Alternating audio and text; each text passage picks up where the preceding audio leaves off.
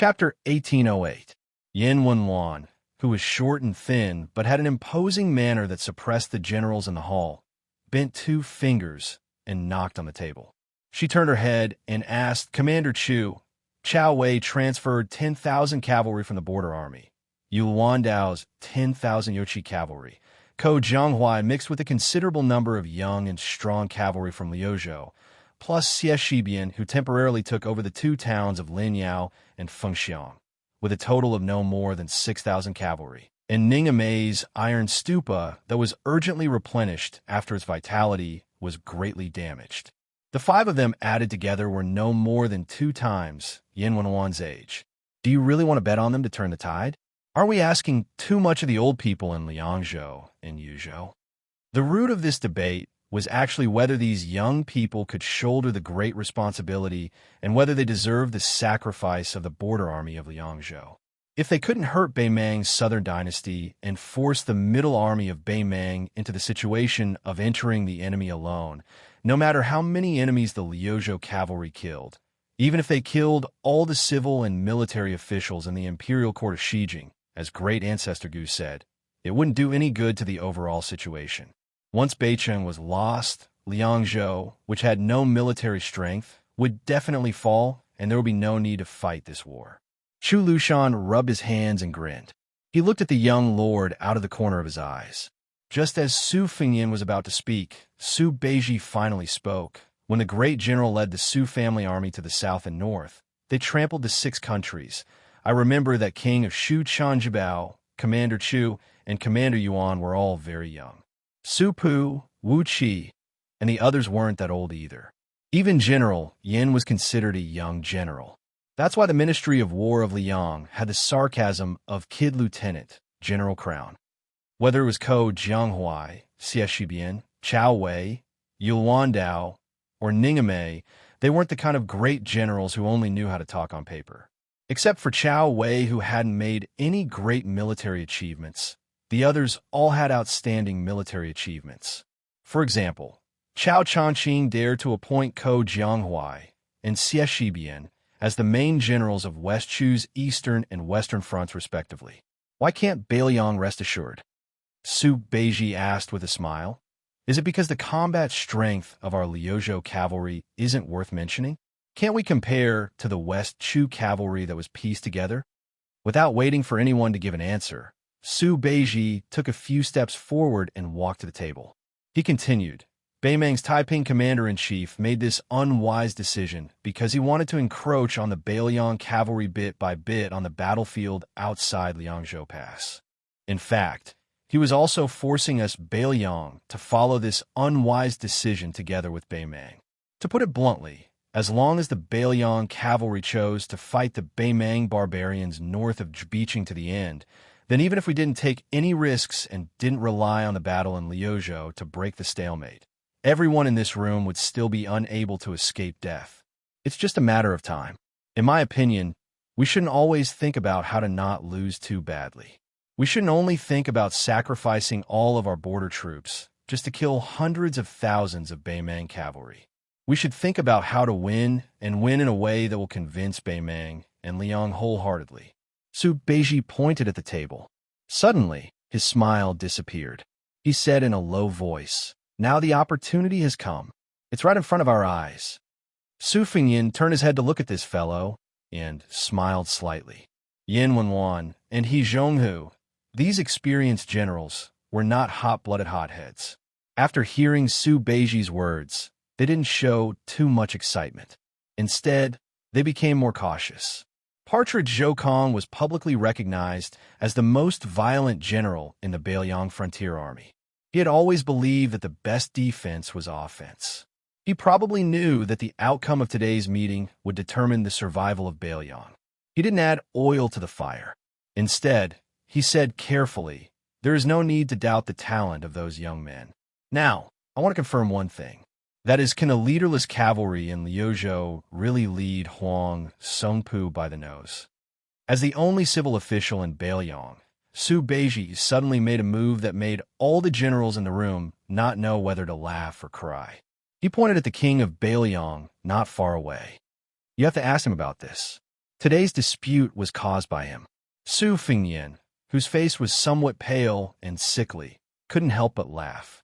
He slowly said, Ko Jianghuai and Ko Jianghuai are used to using troops on the western border. I believe everyone has seen the report from Fu Shui Fong and the report from the Imperial Court and have a general understanding of it. Each of them has their own peculiarities. The turning point of the Guangling War, the turning point of West Chu's national power, was actually when Ko Jianghuai left the battlefield in a fit of anger. As for the reason behind this, it is not within the scope of today's discussion, as it also involves Ko Jianghuai's privacy. However, when we look back at that battle that left the Imperial Court battered, it is not difficult to realize that these two sides of West Chu, one on the left and the other on the right, surrounded and protected West Chu.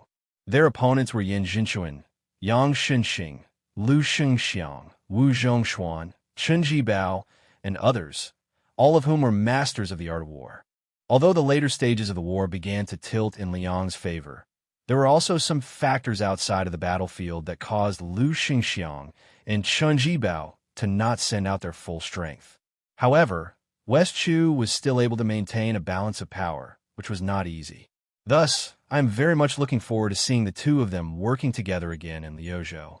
Su Fengyan smiled and said, if Liuzhou's opponent was Dong Zhuo, who was adept at surprise attacks, and not Huang Songpu, who was prudent in using troops, I would be as worried as many people.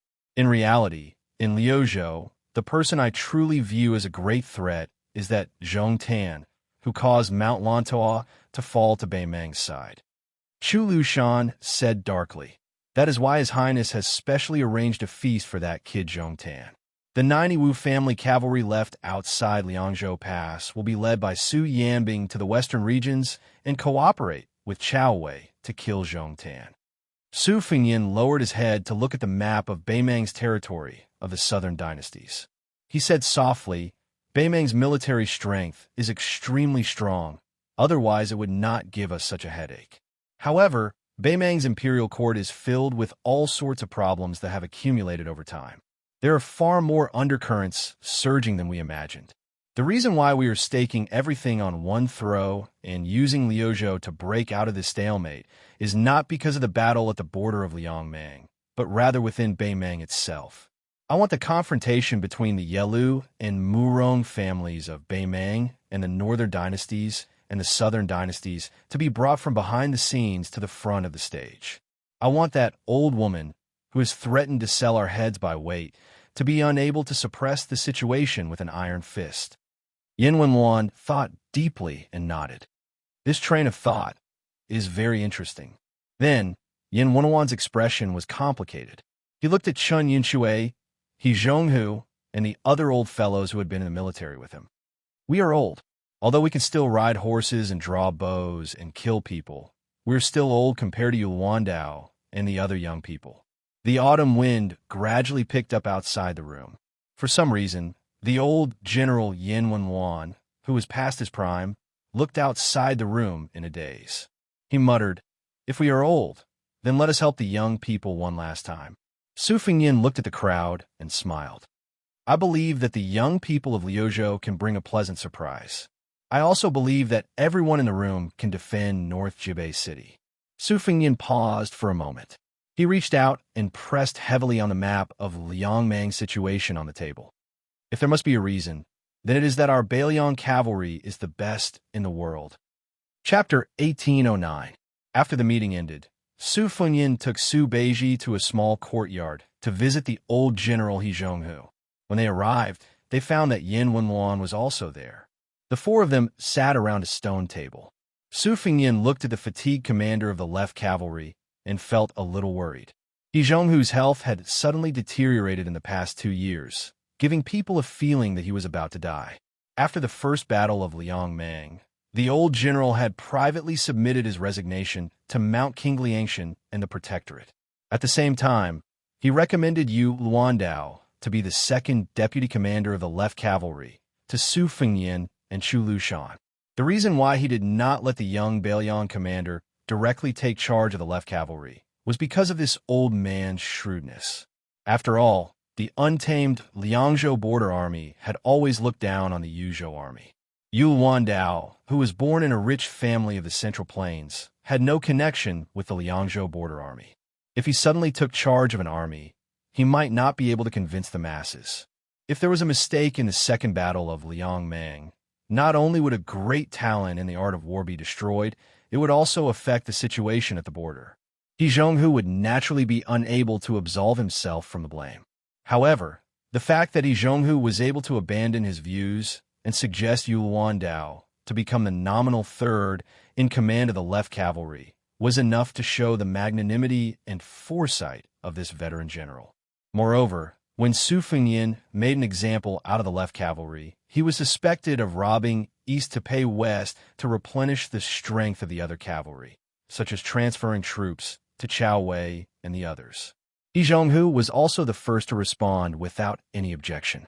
On this point, the right cavalry general Zhou Kong, nicknamed Jean Partridge, was obviously much inferior and had a lot of complaints. Although Su Fengyin had jokingly scolded Zhou Kong in private for being a stingy miser, Zhou Kong was after all one of the hundreds of old soldiers who sent him off back then. In a sense, Zhou Kong and the Crown Prince had gone through thick and thin together. Therefore, even if Zhou Kong was not straightforward enough, Su Fengyin actually did not take it to heart. Moreover, Zhou King's reaction was human nature. Just like He Zhonghu's attitude of following the Huayang Pass Protectorate General's lead, there was some gossip within the left cavalry. Many young generals did not understand and felt that the old general was too easy to talk to. Not only did he reduce the power of the left cavalry, he also tarnished the reputation of the left cavalry. The reason Su Fengyin had specially come to this place was because of the internal strife in the left cavalry. Su Fengyin wanted to first hear He Zhong's thoughts. Unless it was absolutely necessary, Mount Qingliang would not interfere in the affairs of the left cavalry. He believed that Yin Wenluan had rushed over in such a hurry partly because he wanted to support his old friend and show the entire Bailiang border cavalry. The four people in the small courtyard did not drink wine or tea. He Zhonghu seemed to have not expected the young king to grace him with his presence, and was pleasantly surprised. As one of the top 10 people in the Bailiang cavalry, He Zhonghu suddenly understood the general process of the Dragon Eye Plains. He knew that Su Fengyin had personally killed the leader of the Ruin cavalry, Hong Jingyan. He also knew that Chun Jibao had come to Huayang Pass earlier. So Su Fengyin had tried to be concise in his speech in the meeting hall. His face was extremely pale, and this made the old general feel even more guilty. He felt that it was the fault of the Liang province cavalry, that they had let down General Su Zhao's nurturing. In the end, the general's eldest son had to attend to everything personally, and even personally kill people. Then what was the point of having the 300,000 Bailiang cavalry? As an old friend of Yin Wenluan, He Zhonghu had another hidden identity. The old man had once been a member of the Su family's supporting dragon sect. This group of people was led by the strategist Zhao Chongling, with Chun Jibao as the successor. Wuxia, who was General Su Zhao's brother-in-law and one of the main generals of the Su family's cavalry, Yin Wenluan, He Zhonghu, and the others were the backbone of the force. Yao Jian and Yi Shizhen's foster sons were also very close to them. Li Yishan's faction, which was ridiculed by the supporting dragon sect as being of the anti-dragon faction, was much weaker overall. If not for the fact that at the last moment, Wang Fei Wusu clearly expressed that she did not support Su Zhao's betrayal of Liang to rule over the river, the Su family would not be called king of Bailiang. Maybe Su Fengyin was the ruler of the entire vast territory south of the Guangling River, but it was also possible that the Bailiang frontier army did not have any old people, because they were all dead people who plotted against them and died. Because of this difficult relationship, He Zhonghu had some obscure thoughts about this young vassal king who had turned the tide. He did not promote a direct line of descent from within the left cavalry to be the next general, but chose an outsider, Yu Wandao, to take over the magpie's nest. This old man past his prime might have some thoughts of compensation and atonement. Yin Wenluan, the number 1 soldier in the northern Liang army, had a gloomy expression on his face. He said bluntly, "Your Highness, there is something that you must have heard." Li Yinshao, that brat, is an ingrate who forgets favors and violates justice. He Zhong brought him to his current position and is even closer to him than his own son. The only reason he didn't give him the position of the left cavalry commander was because that brat dared to rebel and wanted to become Zhou Kang's assistant. This little bastard's ability to lead troops in a battle is indeed not bad, but his conduct is improper. In the future, we must use him, but not too much. At most, we can only make him a deputy general of an army. Su Fengyin really did not expect that Yin Wenluan, who rarely revealed his emotions, would be so angry. For a moment, he did not know how to respond. Rebel, ungrateful, improper conduct, these were extremely heavy words.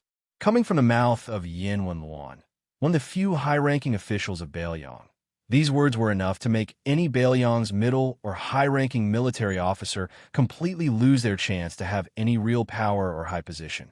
In fact, Su Fengyin was no stranger to Li Yinchao's reputation. He was one of the four fangs of Bailiang, sharing the same fame as Jian Xianxia, Wei Fuqing, and Ningame. His military service was outstanding. In the border army, other than Yin Wenluan, Chen Yinshui, and He Zhonghu, this group of old men, he was second only to Lu Jinu and a handful of other valiant generals. Because he was in the prime of his life, he was the kind of important general who could fight for the Su family for another 20 years. However, he was similar to the Longxiang Army's deputy General Li Mofen and Yozhou's Cao Xiaojiao. His personality was extreme, and he was arrogant because of his achievements. Both of them were famous troublemakers with mixed reputations. He Zhonghu glared at Yan Wenluan and then turned to Su Fengyin to say with a bitter smile, "Wang Yi, if the sky wants to rain and the mother wants to marry, we can't stop it. Since Zhou Kong has promised that Li Yinchao will succeed as the commander of the right cavalry, then let him go. Yinchao, this child, has fought in the left cavalry for many years. The military merits he has made are enough for this future. There is nothing wrong with people walking towards greater heights." Yin Wenluan was helpless. Actually, it wasn't that he didn't like Li Yinchao, but he just wanted to help He Zhonghu raise the topic. If he, Yin Wenluan, was the bad guy, then He Zhonghu, who couldn't put down his face, would just nod his head.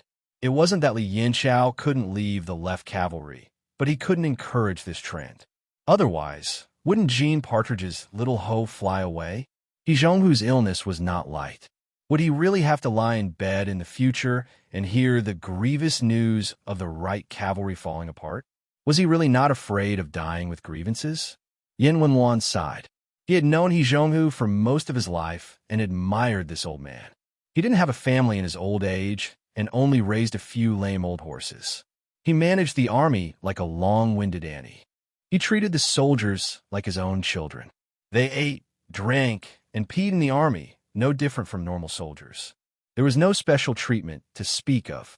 Therefore, young people like Li Yinchao could be said to have been trained by He Zhonghu from small pawns to meritorious generals. Hearing that Li Yinchao was going to leave the left cavalry, how could Yin Wenluan not be angry? It was difficult for an upright official to resolve family matters. It could be seen that even if it had reached the stage where father and son had a falling out, He Zhonghu still couldn't bear to delay Li Yinchao's official career. He was afraid that the young vassal king would have a bad impression of Li Yinchao, to the extent that it would be difficult for him to be promoted in the right cavalry.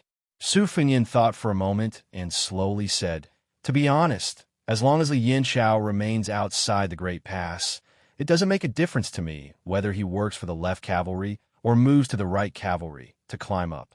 Moreover, the left and right cavalry's extreme xenophobic tradition is indeed not beneficial to Bailiang. After all, flowing water does not rot, and the pivot does not rust. Even without Li Yinchao's matter, I originally wanted to let the left and right cavalry carry out some exchanges of generals. Back then, when I integrated the armies of the 3 provinces within Bailiang, I only set up 14 captains with real power. However, the first great battle of Liangmeng is imminent. I was afraid that too much of a commotion would cause the border army to become unstable and affect the war situation. That was why I didn't move the border army outside the Great Pass." Yin Wenluan narrowed his one eye and didn't say anything. Yin Wenluan did not oppose the border army restructuring. However, what this Bailiang infantry commander was not used to was that the young king did not hesitate to bring it up in front of him, especially at this time when the left cavalry was in chaos and He Zhong was about to leave the border army due to illness. These words seemed a little cold and solemn. He Zhong was filled with emotions and did not know where to start. The old man's face was dejected and lonely, and his eyes were in a daze. Some rich old people in their twilight years. Only when they were sick and had lost all hope would they start to envy the poor and healthy. However, He Zhong was different. Although he had a high position in the Bailiang border army, he did not have any children to inherit the family business. He did not even have a house within the Bailiang Pass. He was completely different from Huaihua great General Zhong Hanwu, who treated the entire Lingzhou as his backyard. He Zhong's old and sickly appearance was that of a hero past his prime. Su Fengyin was very familiar with this kind of helpless hero past his prime. Su Fengyin and Su Beiji left the courtyard. Su Beiji's brows were tightly furrowed. Su Fengyin smiled and asked, "Zhu Zi, are you curious why I did not help He Zhong calm down the left cavalry?" Su Beiji looked back at the courtyard door. "Forget about He Zhong. Aren't you afraid of angering Yin Wenluan? Aren't you afraid that the two old people will think that you are cold-hearted? That you are a cruel and merciless king?" Chapter 18:10. Su Fengyin and Su Beiji walked side by side in the dark alleys. Su Fengyin stretched out a hand and gently brushed it against the wall. As he walked, he said, "Then you can just think of me as bullying a good old man." Su Beiji joked, "Isn't that the case? Everyone in the Bailiang frontier army knows of the partridge's violent temper. The child who makes a fuss gets candy. That's why you, the king of Bailiang, tolerated the right cavalry's military affairs. In the end, you could be considered half the main culprit behind He Zhonghu's current situation." Su Fengyin said some irrelevant words. Su Xiao used to like to say that the wicked are not afraid of the heavens, and the kind are not bullied by the heavens. In the past, I thought this kind of great reasoning was nonsense.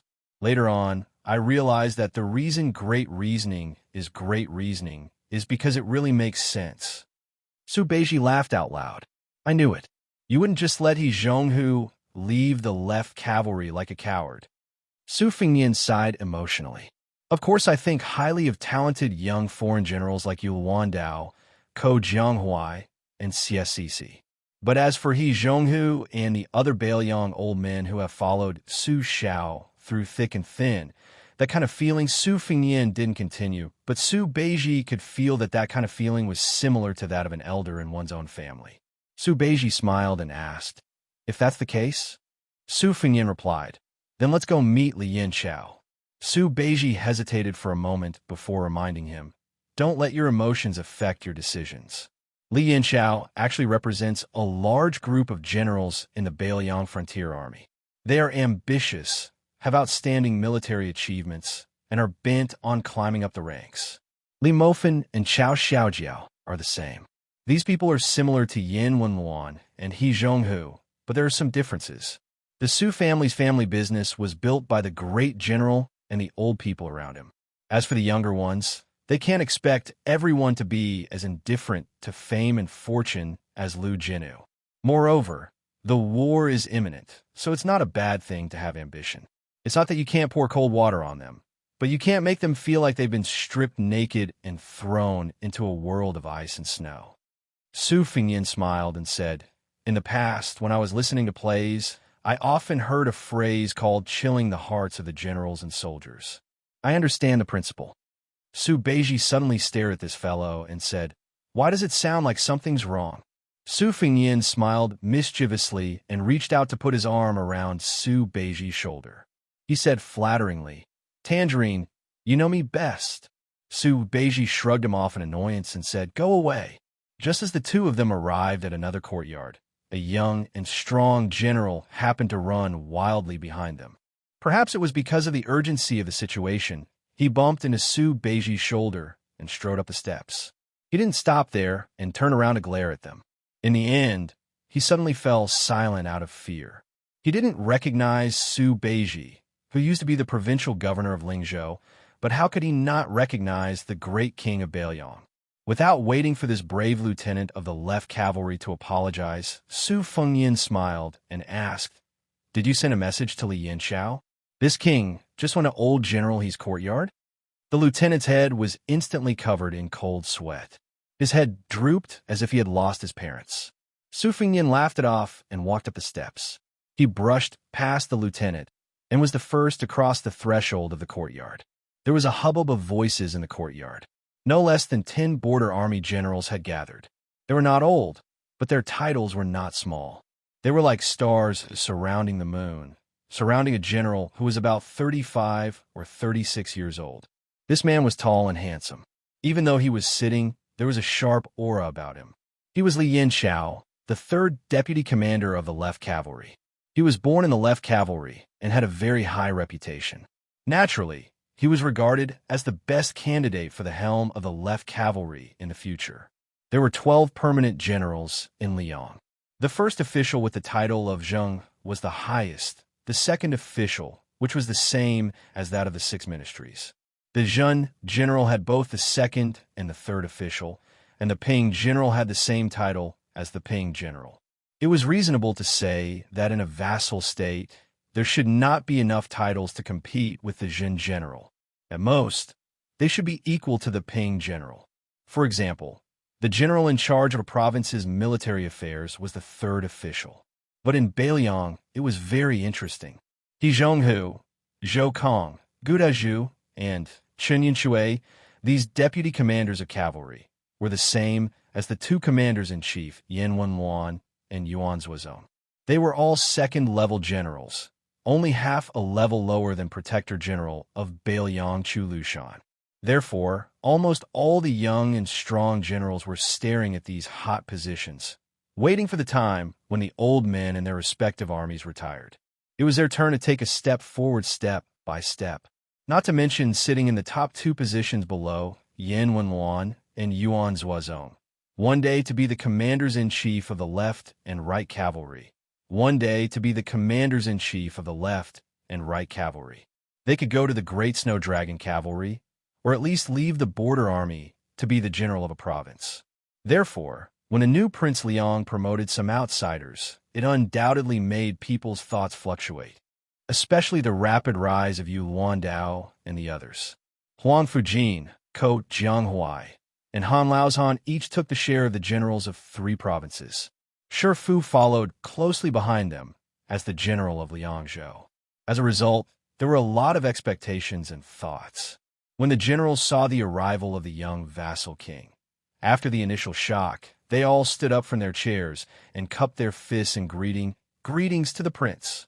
The lieutenant of the left cavalry, who had been standing helplessly behind Su Fengyin and Su Beiji, quickly ran to join his colleagues.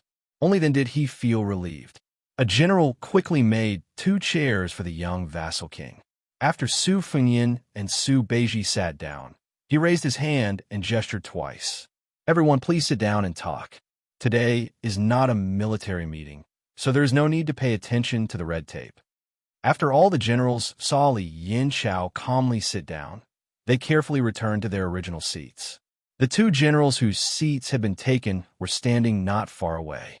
Their eyes were bright as they stared at the legendary new Liang Wang, the eldest son of Rintu, a martial arts grandmaster. He had killed Wang Xinji and recently Hong Jingyan. Chapter 1811. He had caused a ruckus at the imperial astronomer of Great Peace City. It was said that even the immortals who had walked out of the portraits and the ancestors of Longhum Mountain who had ascended had all been killed by this young man. Moreover, the only king with a different surname in Liang was not careless on the battlefield. The battle at Huda's city and the 1,000 Li attack outside the gourd were all facts. Therefore, even if these generals were all arrogant people in the left cavalry, when facing this young vassal king, they had no choice but to be in awe. Apart from the awe, there was also heartfelt admiration. The people of Bailiang respected martial arts, and the border army valued military service the most. The new King Liang led the Bailiang cavalry to victory over the Baimang barbarians and beheaded Zhu Jing Temple inside the gourd. How satisfying! The more this was so, the more uneasy everyone present felt. They were well aware of why the young lord appeared in the small courtyard. It must be because of Li Xianxia leaving the left cavalry and joining the right cavalry in a fit of pique. But who in Beiliang did not know that Yuan was the trusted general of the new King Liang? He had even used his noble status as a king to put his name in the new camp of the Ghost Cavalry. And the origin of this disturbance was that the old general had recommended Yuan into the left cavalry. Li Yinbin's expression was calm, but deep in his eyes there was a strong unwillingness. In the view of this scheming general, since the new King Liang had personally come here, even if he had not taken the stance of denouncing him, he, Li Yinbin, would not have a good ending. The generals and lieutenants who had gone through life and death with Li Yinbin were all sweating for Li Yinbin. They were afraid that the young king would suddenly turn hostile. What would they do then? Not to mention whether or not they had the guts to oppose the new Prince Liang. Even if they did have the courage, what was the point? Was this courtyard of people enough for the new King Liang's hand? Su Fengyin asked with a smile, "Is there wine here? If there is, take it out." Li Yanchao said calmly, "King, we followed the commander in a Huayang pass and did not bring wine." Su Fengyin turned to Su Beiji and said, "Can I trouble you to come?" Su Beiji nodded and got up to leave the courtyard. Naturally, he was going to ask Chu Lushan for help. After Su Beiji left, Su Fengyin joked, "Before we drink, I have something to tell you." This king had a drink with Lu Jinu, Chu Hanqing, Ma Jili, and the others in Tigerhead City, and then they all died. "Are you scared?" Li Yanchao pursed his lips, and his handsome face became even more prominent. The leader, Li Yanchao, did not speak. The atmosphere in the small courtyard was especially heavy and solemn. The lieutenant who bumped into Su Beiji earlier rolled his eyes and yawned. "Being able to drink with the prince is enough for this general to brag to my subordinates for 3 to 5 years after we return to the left cavalry. Even if I die, I'm not afraid." Su Fengyin nodded and said, "Everyone seated here is not afraid of dying on the battlefield. I have no doubt about that." Then Su Fengyin smiled and said, "It's not strange that we, the Beiliang Frontier Army, are not afraid of death. It would be strange if anyone was afraid of death, no?" When he said this, even Li Yinbin's mouth twitched, and there was a knowing smile on his face. The other generals roared with laughter. After Su Fengyin's joke, he did not speak anymore. The king of Beiliang was silent, and so was Li Yanchao. Thus, everyone could only obediently lower their heads. Su Beiji brought 2 jars of green ant wine from the Protectorate Manor. Su Fengyin opened the seal on one of the jars. There were some cups and bowls in the small courtyard. Su Fengyin and Li Yanchao were definitely given large white bowls with more wine. The other generals and lieutenants could do as they saw fit. Only Su Beiji had no intention of drinking tea, and no one dared to persuade him to drink. Su Fengyin raised his bowl and said, "Cheers to everyone." Li Yanchao and everyone else raised their cups and bowls and said loudly, "Cheers to the prince." After Su Fengyin finished the wine in one gulp, he did not continue to pour more wine. Since the wine has been drunk, this king will say a few words casually. This wine is not a toast or a punishment, but an opportunity to meet everyone. This king does not know any of you, but if any one of you tells me your name, this king can tell me your resume and military exploits. These things have long been recorded in the Fu Shui Fong spy report, and I have read it word for word. It is even more detailed than the files in the Huayang Pass. Su Fengyin glanced at the other jar of green ant wine that had not been opened, and then looked at Li Yanchao. "You felt that there was no hope for you to climb up the ranks in the left cavalry, so you wanted to go to the right cavalry to fight for military exploits and become the commander-in-chief. For a general, there is nothing wrong with this. Moreover, I just came from Yizhonghu's courtyard. The old general did not feel that you had wronged this king. Instead, he even tried to persuade this king. He was afraid that this king would make things difficult for you in the future." Li Yanchao wanted to say something, but stopped. Su Fengyin said indifferently, "You know better than me how the old general has treated you in the past 10 to 20 years. There is no need for this king to say anything. The Beiliang Frontier Army is under Su Zhao's command, and they only look at military exploits and not one's background. Therefore, you, Li Yanxiao, killed enemies in He Zhonghu's left cavalry, and in He Zhonghu's right cavalry, you killed enemies. Perhaps with the hope of becoming the commander-in-chief, you killed more enemies.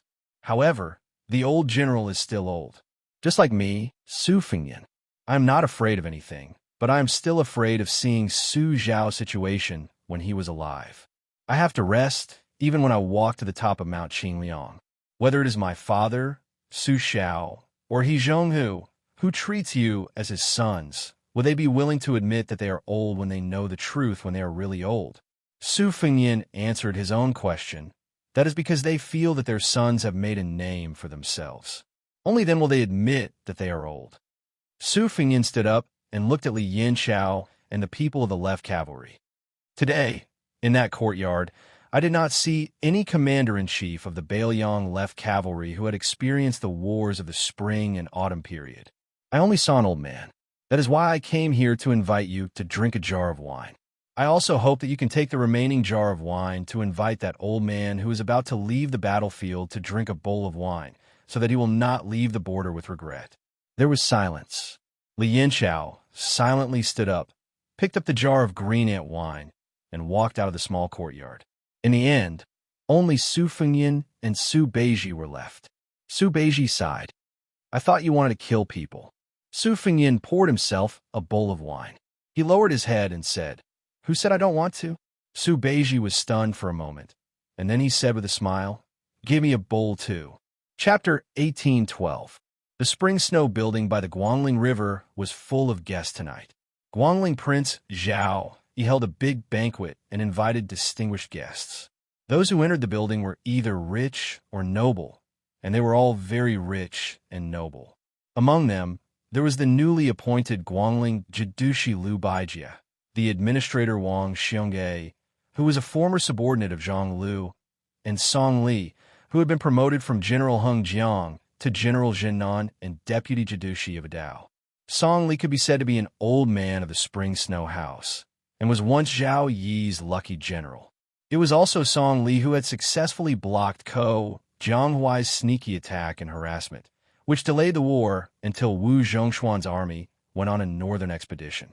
The Ministry of War in Liang had held a very small but very high-standard military merit evaluation, and Song Li was ranked as the 5th most meritorious official. Other than these three, who were now considered people from the capital, the provincial governors of the 3 provinces of Guangling Road also appeared. Compared to the storms of the past 2 years, the 6 provincial governors were now beaming with joy. Their speech and actions were filled with the elegance of a noble official. Unfortunately, the Prince of Shu, Chen Jibao, who was rumored to be attending, did not appear for some reason. On the other hand, the Crown Prince of Yanqi, Zhao Zhu, came uninvited, which could be considered as adding flowers to brocade. If this young Crown Prince was the flower, under the premise that Chen Jibao was absent, then the King of Jing'an, Zhao Sun, was naturally the grand finale of the luxurious brocade. After Zhao Sun's carriage stopped at the Spring Snow Building, Zhao Yi, who was also the great feudal lord of Liang, personally went downstairs to welcome him. As the owner of the Spring Snow Building, after all the guests had taken their seats, Zhao Yi raised the priceless luminous goblet in his hand high and laughed loudly. There was once a literary giant in Dafeng Dynasty who said, There are 4 people who wish to be safe and sound in life, and an old friend of Qingshan has a collection of famous books. I like to pretend to be cultured, so I want to have one more wish, which is that spring snow is safe and sound. Therefore, I named this building Spring Snow. The Spring Snow Building is honored by the presence of so many virtuous people tonight. Let me drink this cup of wine. The Tangxi sword immortal, Lu Baijia, and the former Minister of Revenue, Wang Xianxia, were the leaders of the civil and military officials. They sat at the head of the table on the left and right. After the toast at Guangling Road, the 2 of them also picked up their wine cups. However, Wang Xianxia and Zhao Yi downed their wine cups in one gulp. Lu Baijia only took a small sip before stopping. She quickly put down her wine cup and glanced at the Crown Prince, Zhao Yi, sitting next to Zhao Yi. This provincial governor frowned. Following the self-immolation of the young West Shu Empress on the battlefield of the Western Wall, the civil and military officials in the capital of West Shu, which had once been renamed Dingding City, had all surrendered. The Guangling War officially entered its final stage. The emperor ordered that the imperial army was not allowed to harass the people of Guangling Road. They were not allowed to kill people to vent their anger. Once discovered, the provincial governor and the administrator of Guangling Road could be killed on the spot, bypassing the Ministry of War and the Ministry of Justice. However, not killing people did not mean that the rebellious officials of West Shu could escape this calamity.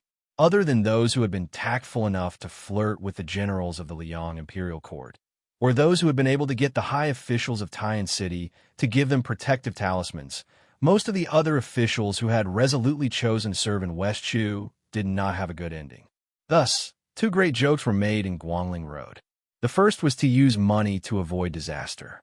Gold and silver objects, as well as antique calligraphy and paintings, were all sent to the mansions of certain generals. The second was to pawn women to curry favor with the new nobles of Guangling Road. Of these, the new general of Jinan, Song Li, and the Guangling heir, Zhao Yuang, were the most unscrupulous. If one said that Song Li only chose a few famous young and beautiful women to keep in his house, his influence was limited. But Zhao Yuang really did not care. Whether it was young women or married women, he only counted them based on their family status. The wealthy families ranked in the top 10 of West Shu's new dynasty took 3 people from each family. After that, there were more than 40 aristocratic families that extorted 1 or 2 people from each family. If there were people who were unwilling, Zhao Yuang did not dare to kill them openly, but he had his own methods to deal with them. He had plenty of ways to make those families who did not want to be humiliated live a life worse than death. Lu Baijie raised her wine cup and then put it down again. She looked around with mixed feelings. The commander-in-chief of the southern expedition, Lu Xianxia, the general who pacifies the South Wuzhong Xuan, the prince of Shu Qinjibao, the assistant minister of the Ministry of War Su Gong, the duke of Huainan Zhao Ying, Yin Jinchuan, and Yang Xinxing. These were the real heroes who quelled the war in Guangling Road. They were either not here or dead. Lu Baijie smiled bitterly. What was the point of her sitting here? It was only because of the title of the provincial governor of Guangling Road. Song Li, who had a meteoric rise in the imperial court of Liang, was actually sitting beside Lu Baijie. However, he probably knew that he was not on the same side as the Tangxi sword immortal, so the youngest permanent general of the Liang dynasty did not show too much eagerness. Instead, he was chatting happily with his old acquaintance, the general of Jizhou. He did not get carried away by his meteoric rise. Soon, Song Li, who was a little tipsy, looked up at the magnificent ceiling of the spring snow building. His fingers twirled the wine cup, and the corners of his mouth curled up slightly. Revisiting the old place, he had been living under someone else's roof. Now, it was hard to say who was living under someone else's roof. When awake, he had 100,000 palms. When drunk, he lay on a beauty's lap. A real man was nothing more than this. Inside the spring snow building, toasts were exchanged, and singing and dancing were celebrating peace. It seemed that when the first floor was peaceful, the world was at peace. Lu Baijie looked at the distant administrator Wang Xiongui, who was sitting across from him. This noble and upright civil official who was about to make a comeback and return to the center of the capital was raising his cup to toast the prince of Guangling and his son. He held the cup with both hands, his sleeves hanging down. He was wearing a high hat and a wide belt. Lu Baijie looked at some of the people at the back of the seats. Previously, they were all important officials of the Jiangling dynasty who held jade edicts in their hands and wore red and purple robes in the imperial court of West Shu. Although they were slightly more submissive now, it was difficult to hide the joy of being pardoned. Therefore, they had the demeanor of having to enjoy life to the fullest. Lu Baijie lowered his head to look at the cup of wine. For some reason, he thought of a young face. When that young man first came to visit, he asked the Tangxi sword immortal, who had not yet become an official at that time, how many pounds of benevolence, righteousness, and morality do you sell me?" He suddenly raised his cup, tilted his head back, and drank the wine. The hall was full of well-dressed guests. He was full of himself. Chapter 18:13. The Crown Prince of Yin Qi, Zhao Zhu, was an uninvited guest. He could have sat next to the king of Jing and Zhao Sun, but he was not particular about it. He rejected the arrangement of the spring snow building and took the opportunity to sit at the back. There were two people on his left and right. One of them was Xianxia, the son of a wealthy family who had studied at the Xianxia Academy. He had a handsome face and was very good-looking. He did not speak much, but was not arrogant. He was very likable. On the right was a burly man called Zhou Daliang, an old subordinate of Lu Xingxiang. This time, he did not follow his benefactor to Jizhou to take up a post. Instead, he used his military exploits to stay in Guangling Road as the deputy general of Yizhou. He ate even more than Zhao Zhu did and was more likable. Xianxia and Zhou Daliang didn't deliberately try to build up a relationship with His Highness, but the generals sitting next to them frequently came over to toast to them. Zhao Zhu didn't get tired of it. "If you toast to me, I'll toast to you." Gradually, the two flatterers became familiar with Xianxia and Zhou Daliang. In addition, Zhao Zhu seemed to have a natural ability to make people feel close to him. For a while, the five of them drank, urged, and avoided wine, each showing their own abilities. They didn't care about the rank of the officials. Wasn't it fun? Compared to the complicated relationships between the other seats, it could be said that the scenery here was unique. Halfway through the wine, 7 sword concubines of the spring snow building entered the building with their swords. The 7 of them were dressed in colorful clothes. They had graceful figures and slender waists. They were like a 3-foot sword that could cut off the head of a hero. The sword dance was dazzling. It was soul-stirring and dazzling. When the 7 sword concubines jumped up at the same time, it was as if a rainbow was hanging in the building. After a famous scholar shouted, the whole room was filled with cheers. Just as the 7 sword concubines were about to leave, an extremely handsome stranger appeared at the entrance of the hall. It was hard to tell if he was a man or a woman. The expression of Prince Zhao Yi of Guangling, who was coordinating with the person outside the door, changed dramatically. The luminous cup in his hand almost fell to the ground. This burly vassal of Guangling stared with wide eyes, his face full of disbelief. Zhao Zhu followed everyone's gaze and shuddered. His expression turned ugly, like a mouse seeing a cat. He wanted nothing more than to hide under the table. The 7 sword concubines that spring snow building had painstakingly nurtured were blocked, unable to advance or retreat. They looked very pitiful. The stranger who spoiled the mood was holding a jug of wine and sitting on the doorstep. Beside him walked 5 beautiful women in snow-white clothes. Compared to the 7 already stunning swordsmen of the king's mansion, whether in terms of appearance or bearing, they were superior. 5 women in white, each with a saber, lined up in front of their master. It was a famous saber of the old southern Tang dynasty. The current standard saber of the Liang border army and the 4th-generation saber of the Bailiang Su family were all examples. General Jinan Song, Li's eyes lit up. He quickly recognized their identities. They were the personal maids of Nalin Yusi, known as the 2 vassal kings of Nanjiang. Their names were also very strange. They were Dongwei, Shishu, Fengdu, 3 Corpses, and Chenglu. The 5 women in white simultaneously took a dozen steps forward. With a light shout, they drew their sabers and chopped down. Just 5 sabers created a majestic momentum of thousands of cavalry breaking through the formation. The 7 spring snow-building sword concubines were so scared that they fled backward. Most of the guests invited by spring snow building were also pale. They didn't know what was going on. Was it Prince Zhao Yi of Guangling's ingenuity to liven things up? Or was there someone who dared to make trouble in spring snow building? Everyone only heard the handsome scholar sitting on the threshold, shaking the wine pot with one hand and patting his knee with the other. He sang loudly, "Please look carefully at the people in front of you. Every year they bury the grass. More or less, there are graves in the grass. Every year, half of them are not swept. Now everyone understood that these people didn't get along with the vassal king's mansion.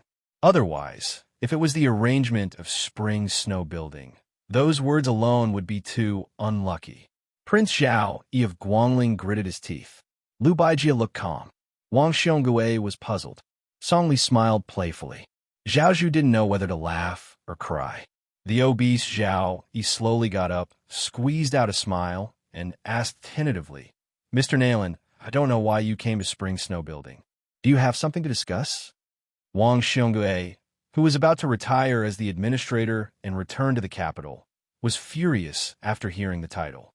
He asked knowingly, Who are you? Nayland Yusi, who was as charming as a god, stopped singing. He smiled intoxicatingly and pointed at himself. Me? Then he got up leisurely. He had been drinking when he went upstairs. Before sitting down at the door of the top floor of the spring snow building, he had already drunk more than half of the wine. His face was flushed, and he became more and more radiant. This advisor, who was only known by name in the entire Liang temple, laughed and said, I, Nayland Yusi, am a scholar. Following Nayland Yusi's words, the 5 beautiful maids once again moved forward. Their figures spun in the air, and then they stepped heavily on the rich and luxurious clothes. They slashed out with their blades, and their imposing manner was even more powerful than before. Nayland Yusi slowly moved forward as if there was no one around. His words made the entire Guangling Path's dignitaries feel as if they were struck by lightning. 150,000 armored soldiers from Nanjiang went all the way to the north. They have already crossed the Guangling River. Wang Xionggui's face was pale, and he fell back to his seat. Not only was this Guangling Path administrator out of his wits, but there were also countless crisp sounds of wine cups breaking in the building. Zhao Yi's face was gloomy, and he did not say a word. Song Li narrowed his eyes and began to weigh the pros and cons. Zhao Zhu was stunned on the spot. The Nanjiang army left their territory to the north without permission. Obviously, even he, the king of Yanqi, and his royal highness were kept in the dark. Lu Baijie gently put down the wine cup, stood up, and asked in a deep voice, What is the king of Yanqi? Zhao Bing's intention. Nayland Yusi seemed to be stumped by this question. He frowned and lowered his head to think for a moment. Then he suddenly raised his head and smiled. Rebellion. Isn't this obvious? Why? Mr. Tangxi, you don't believe me? Lu Baijie shook his head and smiled sarcastically. At this time, 2 people walked in side by side. One of them was wearing a royal robe. He was a burly old man, and he was very similar to the crown prince of Yanqi that everyone in the building was familiar with. However, compared to Zhao Zhu's frivolity, this old man was imposing. The old man smiled and looked at the Guangling king, Zhao Yi, who was sitting high on the main seat. Little fatty, Yi, how have you been? I have been in the barren Nanjiang for 20 years. I have been drooling over your Guangling path for a long time. But then again, it should have been I, Zhao Yi, who owned Guangling. You, Zhao Yi, are only fit to help me guard the house for 20 years. Zhao Yi's face was ashen, and his lips were trembling. However, compared to the king of Nanjiang, who had not spoken in the Liang Palace for more than 20 years, the king beside the old man, who was also wearing a royal robe, made all the dignitaries feel more terrified and desperate. The former protector general of Beiliang, the current king of Shu, Chun Jibao. If it was only Zhao Bing's Nanjiang army rebelling, Liang and Gu Jintang's 2 border armies going south to quell the rebellion, it would be nothing more than another disaster of West Chu's restoration. However, once Zhao Bing had Chun Jibao's help, everyone began to doubt whether the Liang imperial court, which has shown signs of trouble since the Yong Hui auspicious talisman, will be able to luckily survive this calamity. At this time, some people in the spring snow building finally remembered the Northwest Armored Cavalry. They began to ask themselves if he had the deterrence of the 300,000 loyal and devoted armored cavalry. Would this Nanjiang barbarian, Zhao Bing, not dare to touch the Central Plains for the rest of his life, and could only slowly die of old age in a man miasma? The butcher Su Xiao was dead. The blue-eyed Zhang Jilu was dead. When the 2 were alive, the world was truly at peace. The Nanjiang army did not dare to take a single step out of Nanjiang. Even Bei Meng's million-strong army did not dare to take half a step south. After the two died, West Chu was quickly restored. Bei Meng knocked on the pass, and Nanjiang rebelled. No one knew why Chen Jibao chose to rebel against Beiliang. Since he had chosen to rely on the orthodox Zhao clan of Liang, he had long since become a vassal. Why did he in the end place all his bets on a vassal in a remote corner? Chen Jibao was expressionless. He calmly looked at Liu Baijia, the provincial governor of Guangling. In the end, Liu Baijia sighed and slumped back into his seat. How many people would die in the Central Plains before they would stop? Chen Jibao's lips curled into a cold smile. If people in the Central Plains did not die, how could they remember that some people were dying for them? I, Chen Jibao, am not Su Fengyan. I am not afraid of war, and I am not afraid of people dying. Chapter 1814. The Spring Snow Building had a banquet that would decide the future of the Central Plains. The Qingcang city of Liuzhou also had a banquet. Although it was a simple meal, it would decide the future of Liangmang. Provincial Governor Yang Guangdou looked at the young faces crowding around the table and couldn't help but smile. The old man was happy and gratified. Qian Shiliang, who had just been promoted to Liuzhou, General Ko Jianghuai, Xie Shibian, who had just come from outside Liangzhou to take over the two towns of Linyao and Fengxiang, Yu Luandao, who had led 10,000 Yuzhou cavalry to this place, Chao Wei, who was about to go to Mount Lantuo in the western regions, and of course Su Longxiang. The old man looked at these energetic young people as if 5 rising stars had suddenly appeared in his family. It was like suddenly seeing clusters of fresh green on a snow-white winter day. It was too much for the eye to take in, and it filled one with joy. Chao Wei was short and had an ordinary appearance, but he was arrogant. Even though he was eating at the same table as these people of the same age, his voice was the loudest and his aura the sharpest. This short man chewed on a mutton pancake as he snorted at Yang Guangdou. Old Yang, just wait patiently and help me deliver the victory report to Mount Qingliang and the Protectorate. Actually, if you want me, you can pick up the brush right now. Just write the military merit as big as possible. I guarantee it won't be wrong. Chen Shiliang smiled. We still have to follow the rules. Chao Wei squinted. Old Chen, you don't trust me. Great General Chao, do you? Chen Shiliang smiled helplessly. Yu Wandao sneered. Don't forget that Zhong Tam led 10,000 elite southern cavalry to Mount Lantuo. You only have 10,000 men and horses. Victory and defeat are still uncertain. Now you're thinking about military merit? Who leads soldiers to war like you? Do you believe that I won't write a secret letter to the prince right now? Everything had its vanquisher. Chao Wei was frivolous with everyone except for the eldest grandson of the Yu family, who had defected to the Central Plains. He rolled his eyes and said, Bitch, I won't lower myself to your level. The handsome Yu Wandao pressed his hand on the famed saber to Luan at his waist and raised his eyebrows. Going outside to play, Chao Wei swallowed the last bit of the pancake. Suddenly, he cried out and held his stomach. I ate too much. Today, I only used 20 to 30% of my usual strength. Forget it. Yu Wandao, I will use 20 to 30% of my strength to fight with you. I'll still beat you up. Yu Wandao sneered. Afraid of you? Xie Shibian smiled knowingly. Ko Jianghuai silently chewed and swallowed the mutton pancake, occasionally taking a sip of water. He ignored the tit-for-tat between Chao Wei and Yu Wandao. Su Longxiang, barefoot and dressed in black, grinned. Why don't the two of you fight me together? Yu Wandao and Chao Wei looked at each other and said in unison, Only one hand. Only one leg. Su Longxiang chuckled. Sure. The hidden wand saber was in high spirits and eager to fight, while Chao Wei was still cowering like a coward. Yang Guang laughed angrily. A bunch of brats. Stop messing around. The old man threw a look at Chen Shiliang. The latter put down the mutton pancake and straightened his clothes. He said in a low voice, The latest report from the Whispering Water House shows that the real Battle of Liuzhou will be fought at Beimeng Nanchao.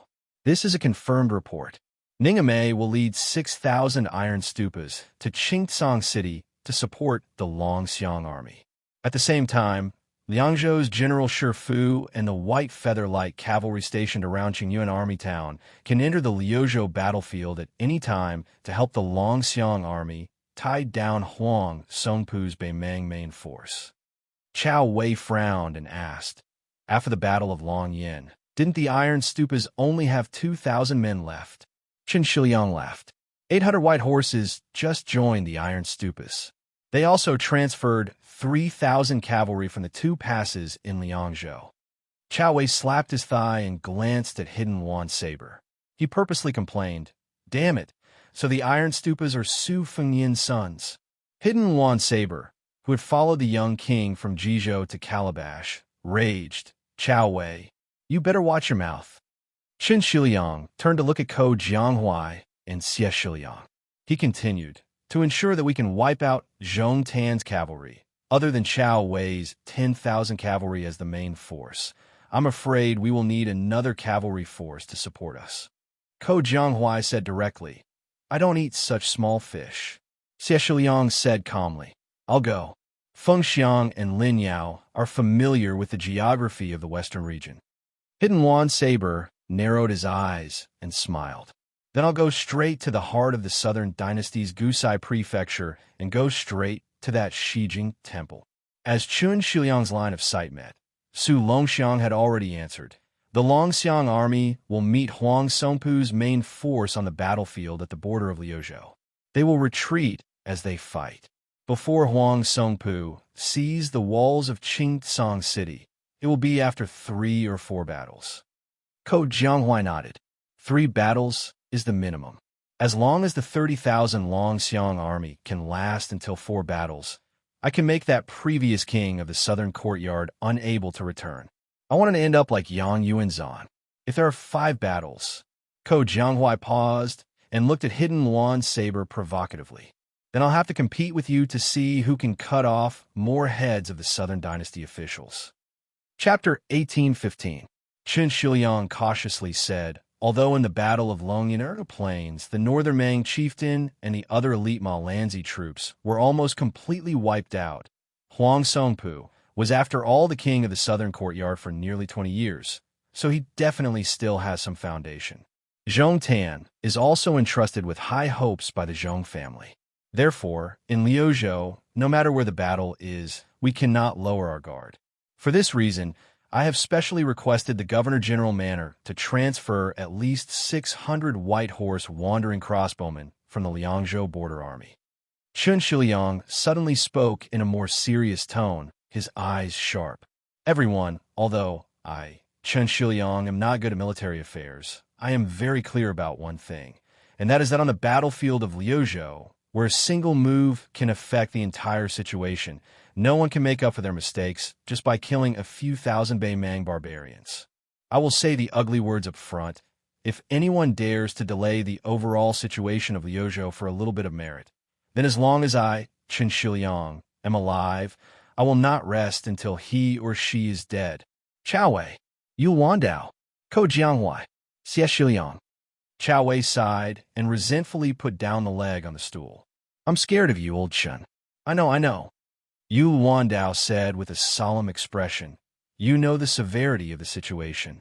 Our Yuzhou cavalry will only make Shi Jingqing our primary target. We will do our best to avoid Gentleman's Pavilion and the other military towns, regardless of whether their forces are empty or not.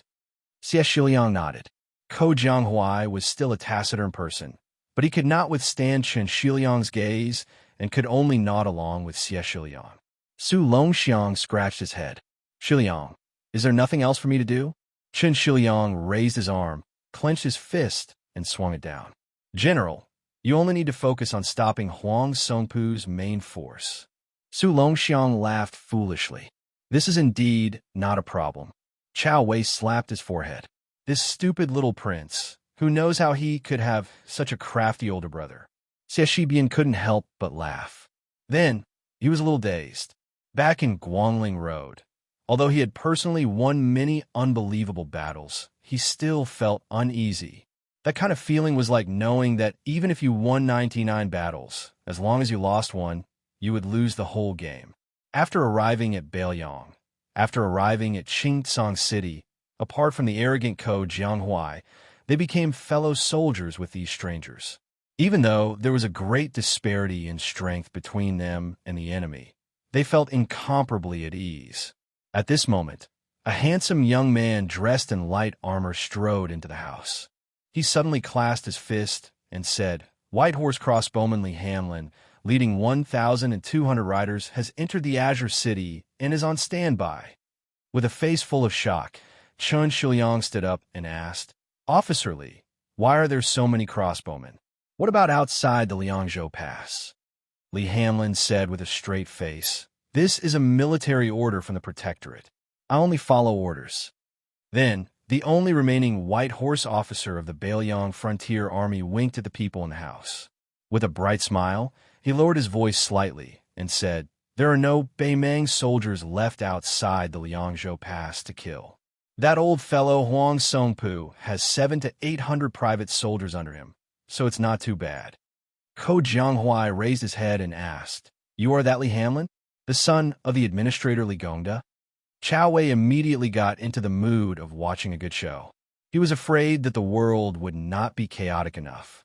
TSK, Ko Jianghuai was someone who usually treated everyone he met as if they owed him millions of taels of silver.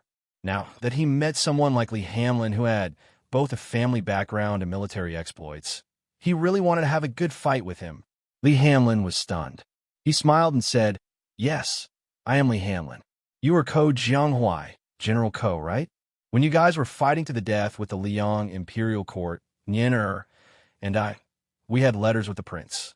In the letters, the prince said that if one day you and Xie could work together for the Beiliang Frontier Army, that would be great. I didn't think that such a day would really come. I, Li Hanlin, am a rough person. Without any hesitation, as long as I can return from the battlefield alive, when I reach Lingzhou, I will treat you, Ko Jianghuai, to drink wine for an entire year. Not only you, Chao Donghua, Yu Luandao, Xie, none of you will be able to escape." Chao Wei, who had his nickname called, said angrily, "Where did you get so much silver from? Lingzhou, that gold-consuming lair. How could you get a decent courtesan without at least 200 or 300 taels of silver?" Li Hanlin laughed and said, "What are you afraid of? Just borrow it from my father. If you can't pay him back, you can pay him back with a bunch of grandchildren." Ko Jianghuai's lips curled up. This once infamous White Horse commandant seemed to be much more pleasing to the eye than Xie or Yu Luandao. Xie said with a bitter smile, "Commandant Li, drinking wine is fine, but drinking wine with courtesans, I'm afraid that after a year of drinking wine, you'll have to kneel on a washboard." The Beiliang, who was known for being serious, Chun Shiliang said with a smile, "I am a bit better than Xie. I haven't married yet, so I am not afraid of drinking wine with courtesans. But if I want to drink, I will only drink green ant wine. As for courtesans," Chun Shiliang said with a serious expression, "I still care a lot." Ko Jianghuai couldn't help but glance at this young Liuzhou officer who had made him look at him in a new light. He cursed in his heart, F***K, as expected of a scholar from Gangnam-do. Yang Guangdo didn't interrupt these young people. The old man would occasionally pick up a peanut and throw it into his mouth. His eyes were full of smiles. After the old man clapped his hands, he suddenly stood up.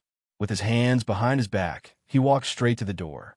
After crossing the threshold, he turned his head to look at the young people and slowly said, "In this world, there is probably only Beiliang. Only I, Yang Guangdo, have a basket of mutton pancakes at the farewell banquet for the generals. I'm sorry." After the old man said this, he walked away. Chao Wei quickly pulled Chun Shiliang's sleeve and laughed. Old Chun, did you see that? Is old man Yang crying?" The old man who had not gone far increased his pace and cursed. "Bullshit. Our Beiliang has a lot of wind and sand." Chapter 18:16. If one did not go to Guangling, one would fail to live up to one's expectations. If one did not eat crabs, one would fail to live up to one's stomach. As a scholar, it was not difficult to kill 3 birds with 1 stone. One must know that the spring god lake was connected to the Guangling River. Then, One could go to the Xianxia Academy near the Spring God Lake to eat crabs. However, the Xianxia Academy was not a place that anyone could enter.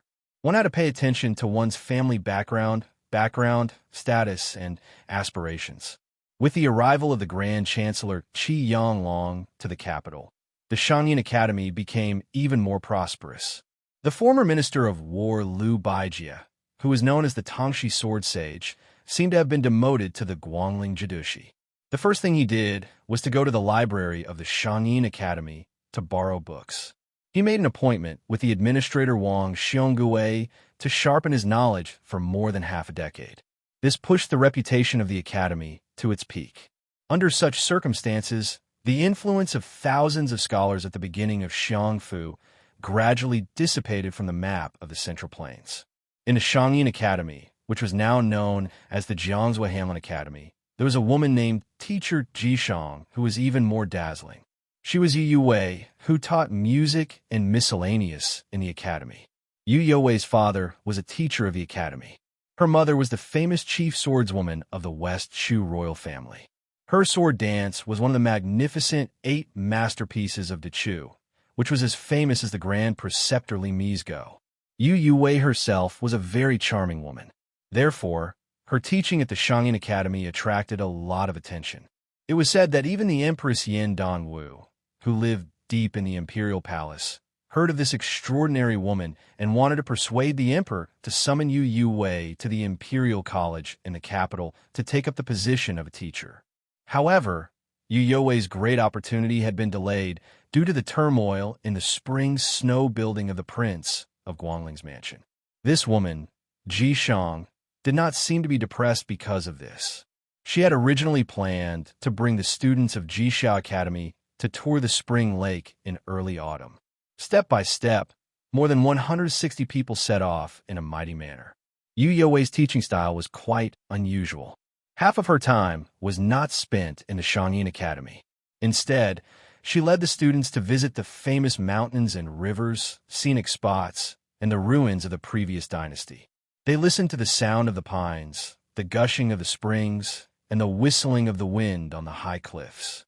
However, the spring lake, which was close at hand, had been forgotten by everyone, probably because it was dark under the lights.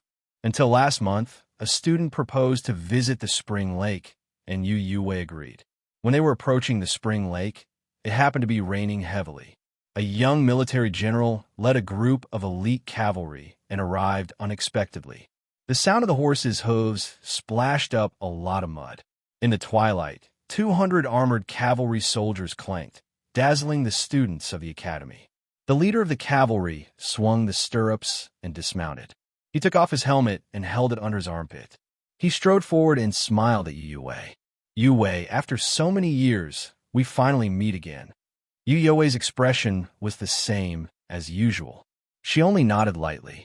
Like the students of Jixia, she wore a thick straw raincoat that covered her figure. Even so, she was still lovely and moving. When the scholars of the academy around her recognized the identity of the newcomer, most of them cried out in surprise. Their eyes were filled with passion, worship, and reverence. It turned out that this person was Qi Shentz, who had graduated from Xianxia Academy. When Qi Shentz was studying, he was known as one of the 8 elites of the academy along with Ko Jianghuai, Zhao Kai, and the others. In just a few years, he first relied on his illustrious family background to serve under the commander of the Southern Expedition, Liu Xingxiang. However, he started out as an ordinary soldier and made a name for himself at the end of the Battle of Guangling Road. With his outstanding military service, he was quickly promoted on the battlefield. After West Shu was destroyed, the imperial court rewarded meritorious officials. Qi Shentz was once again promoted to the ranks of military officers with real power. This time, during the Great Change in the Spring Snow Building, Qi Shentz benefited from the disaster and stood out. He truly entered the eyes of the entire world. It was rumored that the king of Yin, Zhao Bing, and the king of Shu, Chen Jibao, each chose one person. The king of Yin chose the powerful general of the south, Song Li, for his own use. The Warsane in white was the only one who was impressed by Qi Shentz, who was a rising star among the younger generation. Therefore, when the scholars of the Xianxia Academy talked about his Xianxia, they liked to call him 3 steps to heaven. After the 2 vassal kings joined hands and announced to the world that they had officially started the war, other than the elites of the southern Jiang crossing the river and entering the Guangling Road, large amounts of Western Shu soldiers also entered the Central Plains. The king of Jing in Zhao Sun, who had won the 4 words loyal, fierce, brave, and resolute through 2 battles to the death, had disappeared for some reason. He was not under house arrest in the Spring Snow Building like Liu Baijie and Wang Xiongui, nor did he speak out for the Zhao family of Liang in the vassal king's territories. This change caught the imperial court off guard, as Lu Xingxiang and Su Gong were moved to the border of Jizhou, and the minister of war, Wu Zhongshuan, was also summoned to the capital. Although the army under him did not follow him to the north, the situation was very unfavorable. They had no choice but to avoid the sharp edge. Before the imperial edict from Great Peace City arrived, the leading general retreated 400 miles to the north and set up camp at the southern border of the capital. The Liang emperor urgently summoned the Great Pillar State, Gu Jiantang, Lu Xingxiang, Su Gong, and the Huai Jidushi Kainan to the capital. Only at this time did the Liang imperial court suddenly realize that there were not many trustworthy generals. Thinking back to the past, Yang Xinxing, Yin Jinchuan, Ma Lulong, and the other old generals, which one of them was not enough to hold their own in the army. At this time, the resignation of the Imperial College Chancellor, Yao Baifeng, due to illness seemed especially unsurprising. It was not as eye-catching as the rise of Qi Shens. Qi Shens stood in the heavy rain. Raindrops fell heavily on the precious armor he had taken from the Guangling Prince's mansion's treasury. The sound was crisp and continuous, and there was a vague, indescribably vigorous aura of metal. He and the woman not far away spoke some simple words of reunion after a long separation. When he spoke to her, he stared into her eyes, hoping to find a trace of joy, relief, or surprise in her eyes. Unfortunately, there was none. Other than the standard war blade hanging from Qi Shen's waist, he also had the 12th famous sword of the Danyue sword pool, Ling Long. His gaze shifted slightly to the surface of the Spring God Lake. He then withdrew his gaze and said with a smile, "Yu Wei, I was once a comrade with the new Qingzhou Navy Admiral, Sir Liu. I heard that you're going to tour the Spring God Lake, so I specially asked him to give you a yellow dragon ship for you to use. Don't worry, there will be no battles in Guangling in the near future. You can enjoy yourselves to your heart's content." Yu Yue nodded and did not refuse his kindness. She said indifferently, "I thank you on behalf of the students, General Qi." Qi Shens wanted to say something, but stopped. In the end, he did not say those hurtful words. For example, he heard that in these troubled times, there was going to be a wedding in western Beiliang Prefecture. Qi Shens took a deep breath and smiled. He put on his helmet again and said in a deep voice, "Take care." Yu Yue was startled.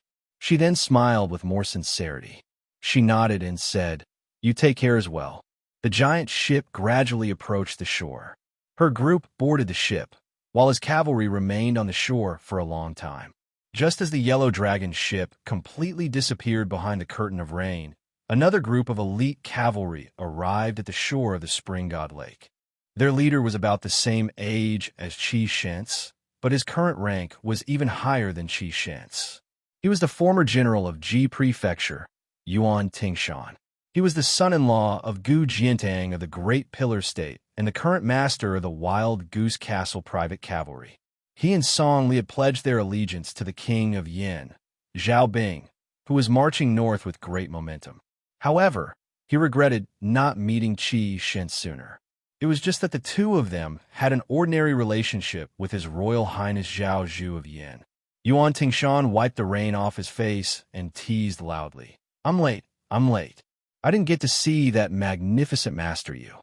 Qi Shens lamented in a low voice, "You're late. I'm late too." Yuan Tingshan couldn't hear him clearly, but he could clearly see Qi Shen's despondent expression. He lamented his misfortune and was angry at his failure to fight. He said unhappily, "If it were me, I would have snatched her and brought her home a long time ago. I'm sure she'll be obedient."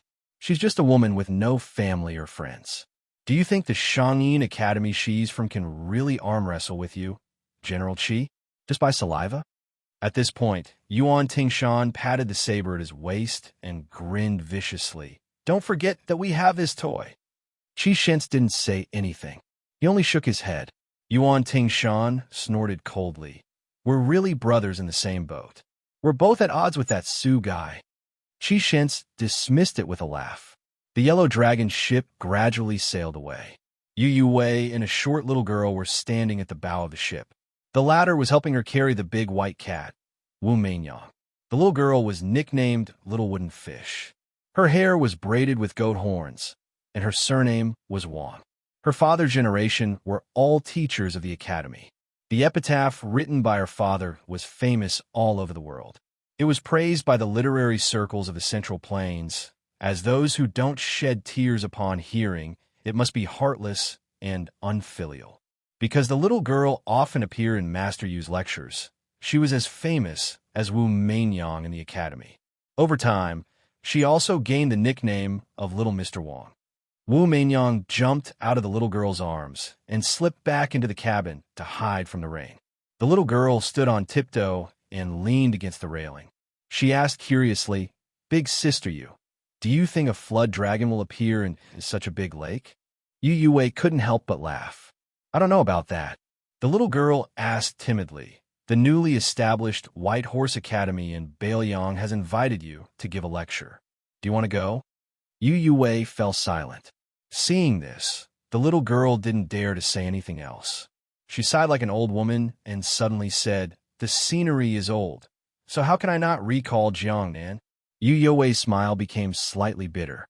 The scenery is old, so how can I not recall Bailiang? Chapter 1817.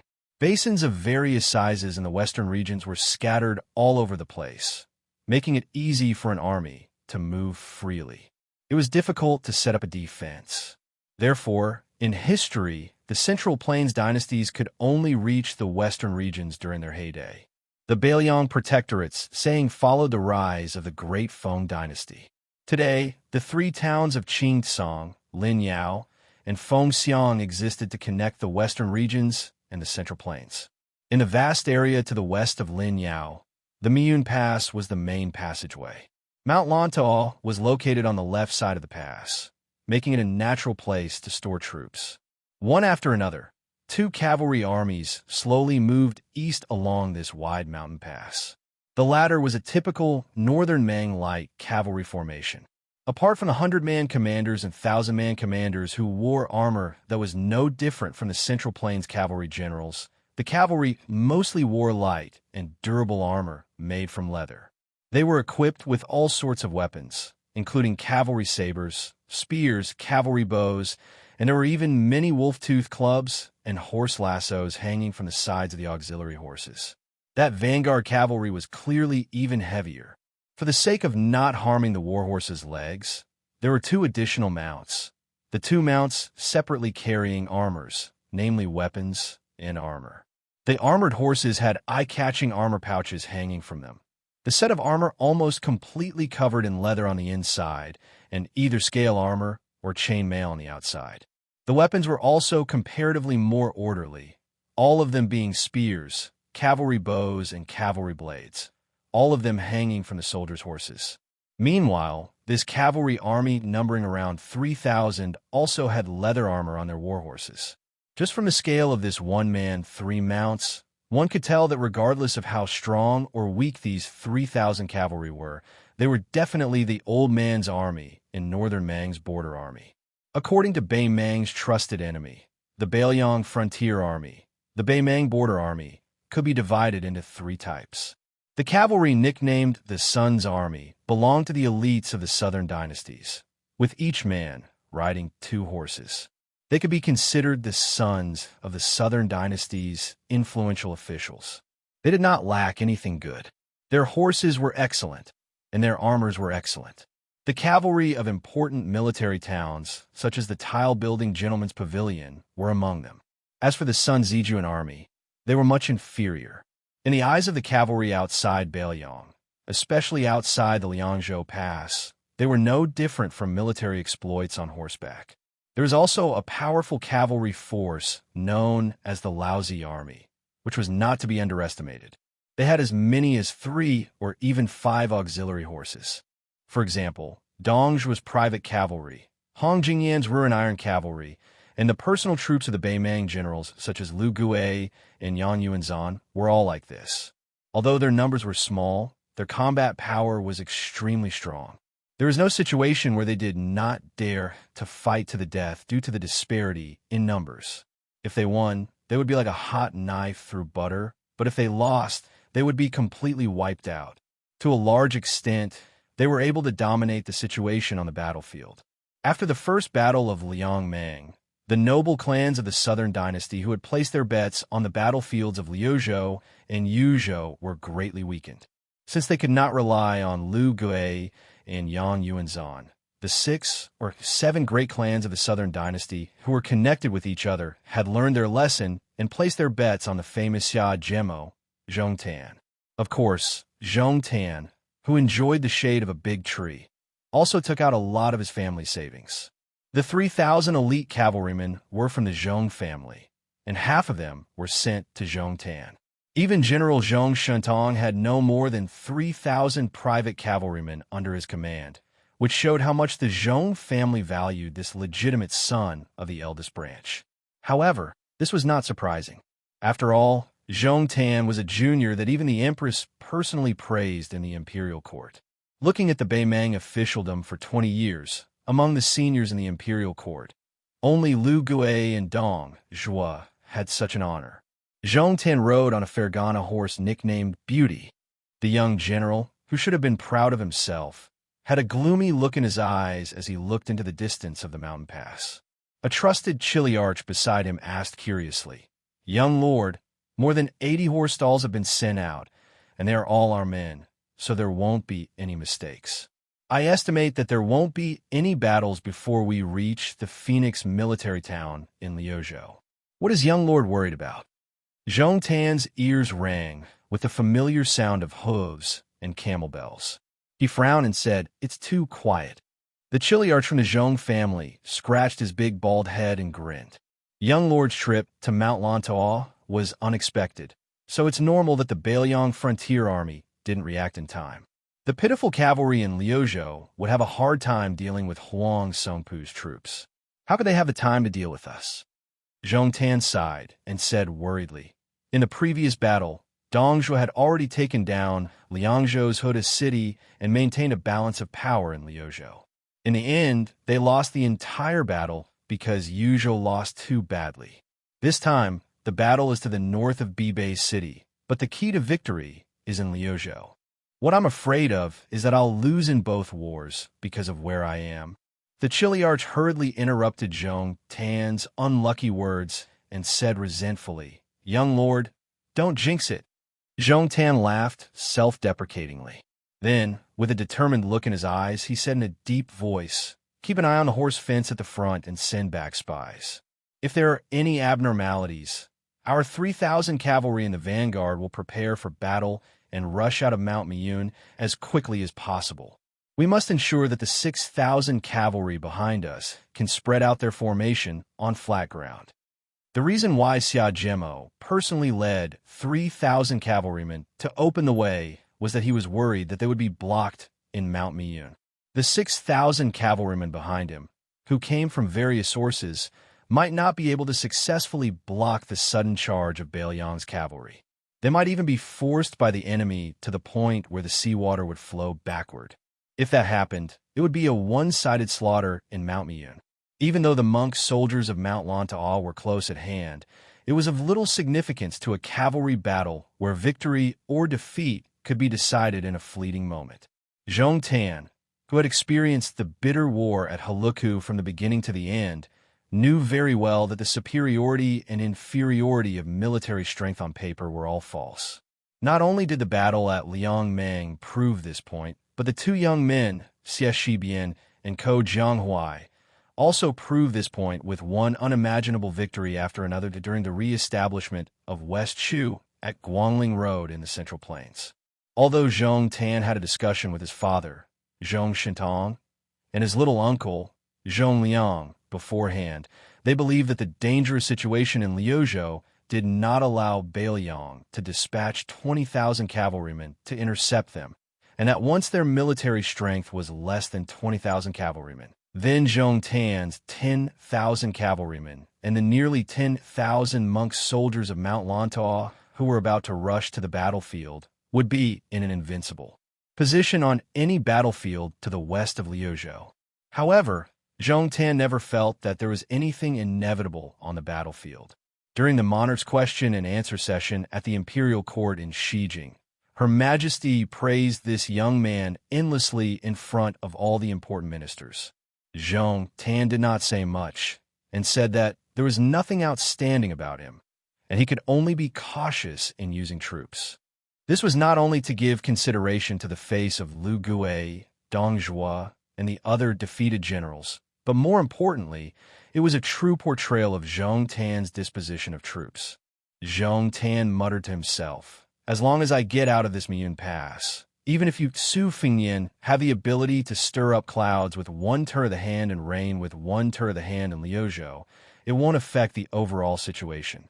However, even if you have the courage to come and intercept me, can you really stop me?" Even though they were close to the exit, there was still some distance to go, and the latest military intelligence sent back by the stables didn't have any abnormalities. However, Zhong Tan suddenly narrowed his eyes and issued a strange military order. 3,000 vanguard cavalrymen, change horses, put on armor. Zhong Tan took the lead and charged forward. If there were no Bailiang cavalrymen waiting outside the pass, then it would just be treated as a military exercise. In the art of war, there had always been a saying of attacking halfway, and it varied according to the time and place. A young and scholarly cavalry general raised his arm, and the 6,000 cavalrymen behind him suddenly stopped. He raised his head and looked towards the Miyun Pass about 3 li away. The 6,000 men behind him were all travel-worn, revealing exhausted expressions. One person riding 2 horses, both men and horses were exhausted. Logically speaking, under such circumstances, without at least half an hour of rest and reorganization, their combat strength definitely wouldn't recover to its peak state. The best divine steed under the heavens could roughly run 300 li in a day. The so-called 600 li, or even 800 li of haste, were all obtained through the exchange of horses at the relay stations and the huge price of not being held accountable for the deaths of people killed by the courier horses. In reality, the key to determining a cavalry's speed was the stamina of the cavalry's most inferior warhorse. Those famous long-distance raids were all built on the premise of harming the horses. To put it simply, they had to continuously run the weak, supporting horses to death to ensure the warhorse's stamina and charging power on a battlefield. Otherwise, how could a cavalry that would be exhausted after 2 or 3 charges cause any damage to the enemy? Chapter 1818. For this attack on the western regions, the Bailiang Protectorate and the Liuzhou Provincial Governor's Office both required him and the other cavalry to do their best to intercept Zhong Tan's 10,000 cavalry and force the monk soldiers of Mount Lantaw behind him to enter the Qingtsang main battlefield in Liuzhou as late as possible. Thus, in the final analysis, this interception battle did not require great results. It was just about time for the Yulon Dao cavalry to penetrate deep into the enemy territory and the main Longxiang army. It was easy to fight, but it was also not easy to fight. The conservative way of fighting was to ignore the Mount Lantawa infantry and monk soldiers. They only needed to endlessly tangle with Zhong Tan's cavalry to open the way. In this way, the mission would be considered complete. But as the 2 cavalry forces traveled side by side, he proposed an extremely risky idea, a radical plan that would make it difficult for the 2 cavalry forces to fight. He originally thought that the young man, nicknamed Chow Shorty and Wintermelon, would resolutely reject the idea and bring up the idea of looking at the big picture. However, this young Bailiang cavalry general, who was fighting side by side with him for the first time, actually agreed without a second word.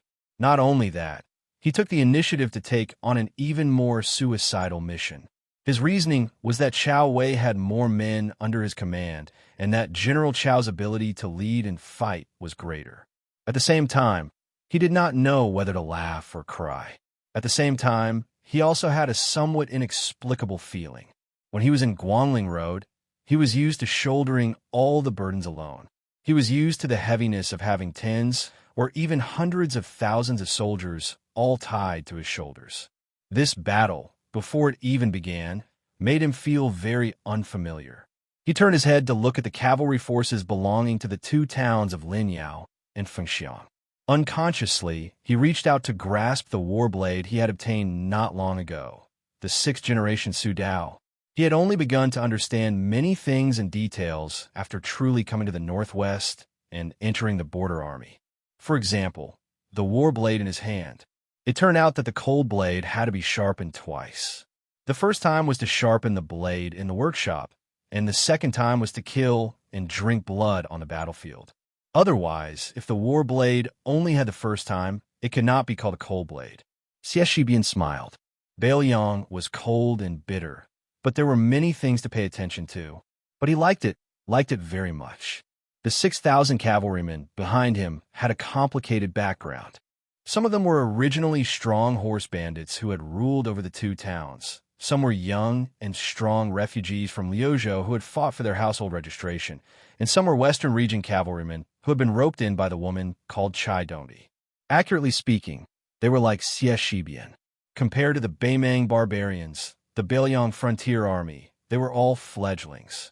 The people were like this, and the newly issued cold blades at their waists were even more so. Cutting off the heads of the northern Mang barbarians and using them as a blade to bleed and sharpen. It wasn't the slightest bit inferior to those beautiful Yinji County women. It was unknown who was the first person who said Xie Shibian. Although his master was Chao Chongqing from West Chu, he was born in the streets and alleys of Xie Shibian. Naturally, he liked it very much. Xie Shibian's military orders were accurately passed down one by one. He divided the 6,000 cavalry into three groups according to their origins. The 2,500 cavalrymen from the two towns were the vanguard. They charged at Zhong Tan's cavalry that had appeared outside the Miyun exit. If they succeeded, the whole army would advance. If they failed, as long as they could stabilize their position and prevent the Beimang cavalry from successfully spreading out their formation outside the mountain pass, they would retreat after a small battle. The second group of 1,000 cavalrymen would take their place. Then, it would be Chai Dondi's 2,000 cavalrymen who would retreat and advance.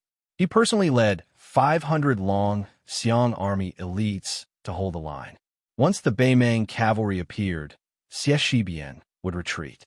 If there were any signs of them breaking out of the formation, Xie Shibian would order the 500 elite cavalrymen to block the exit of Miyun Pass, even if they died in battle.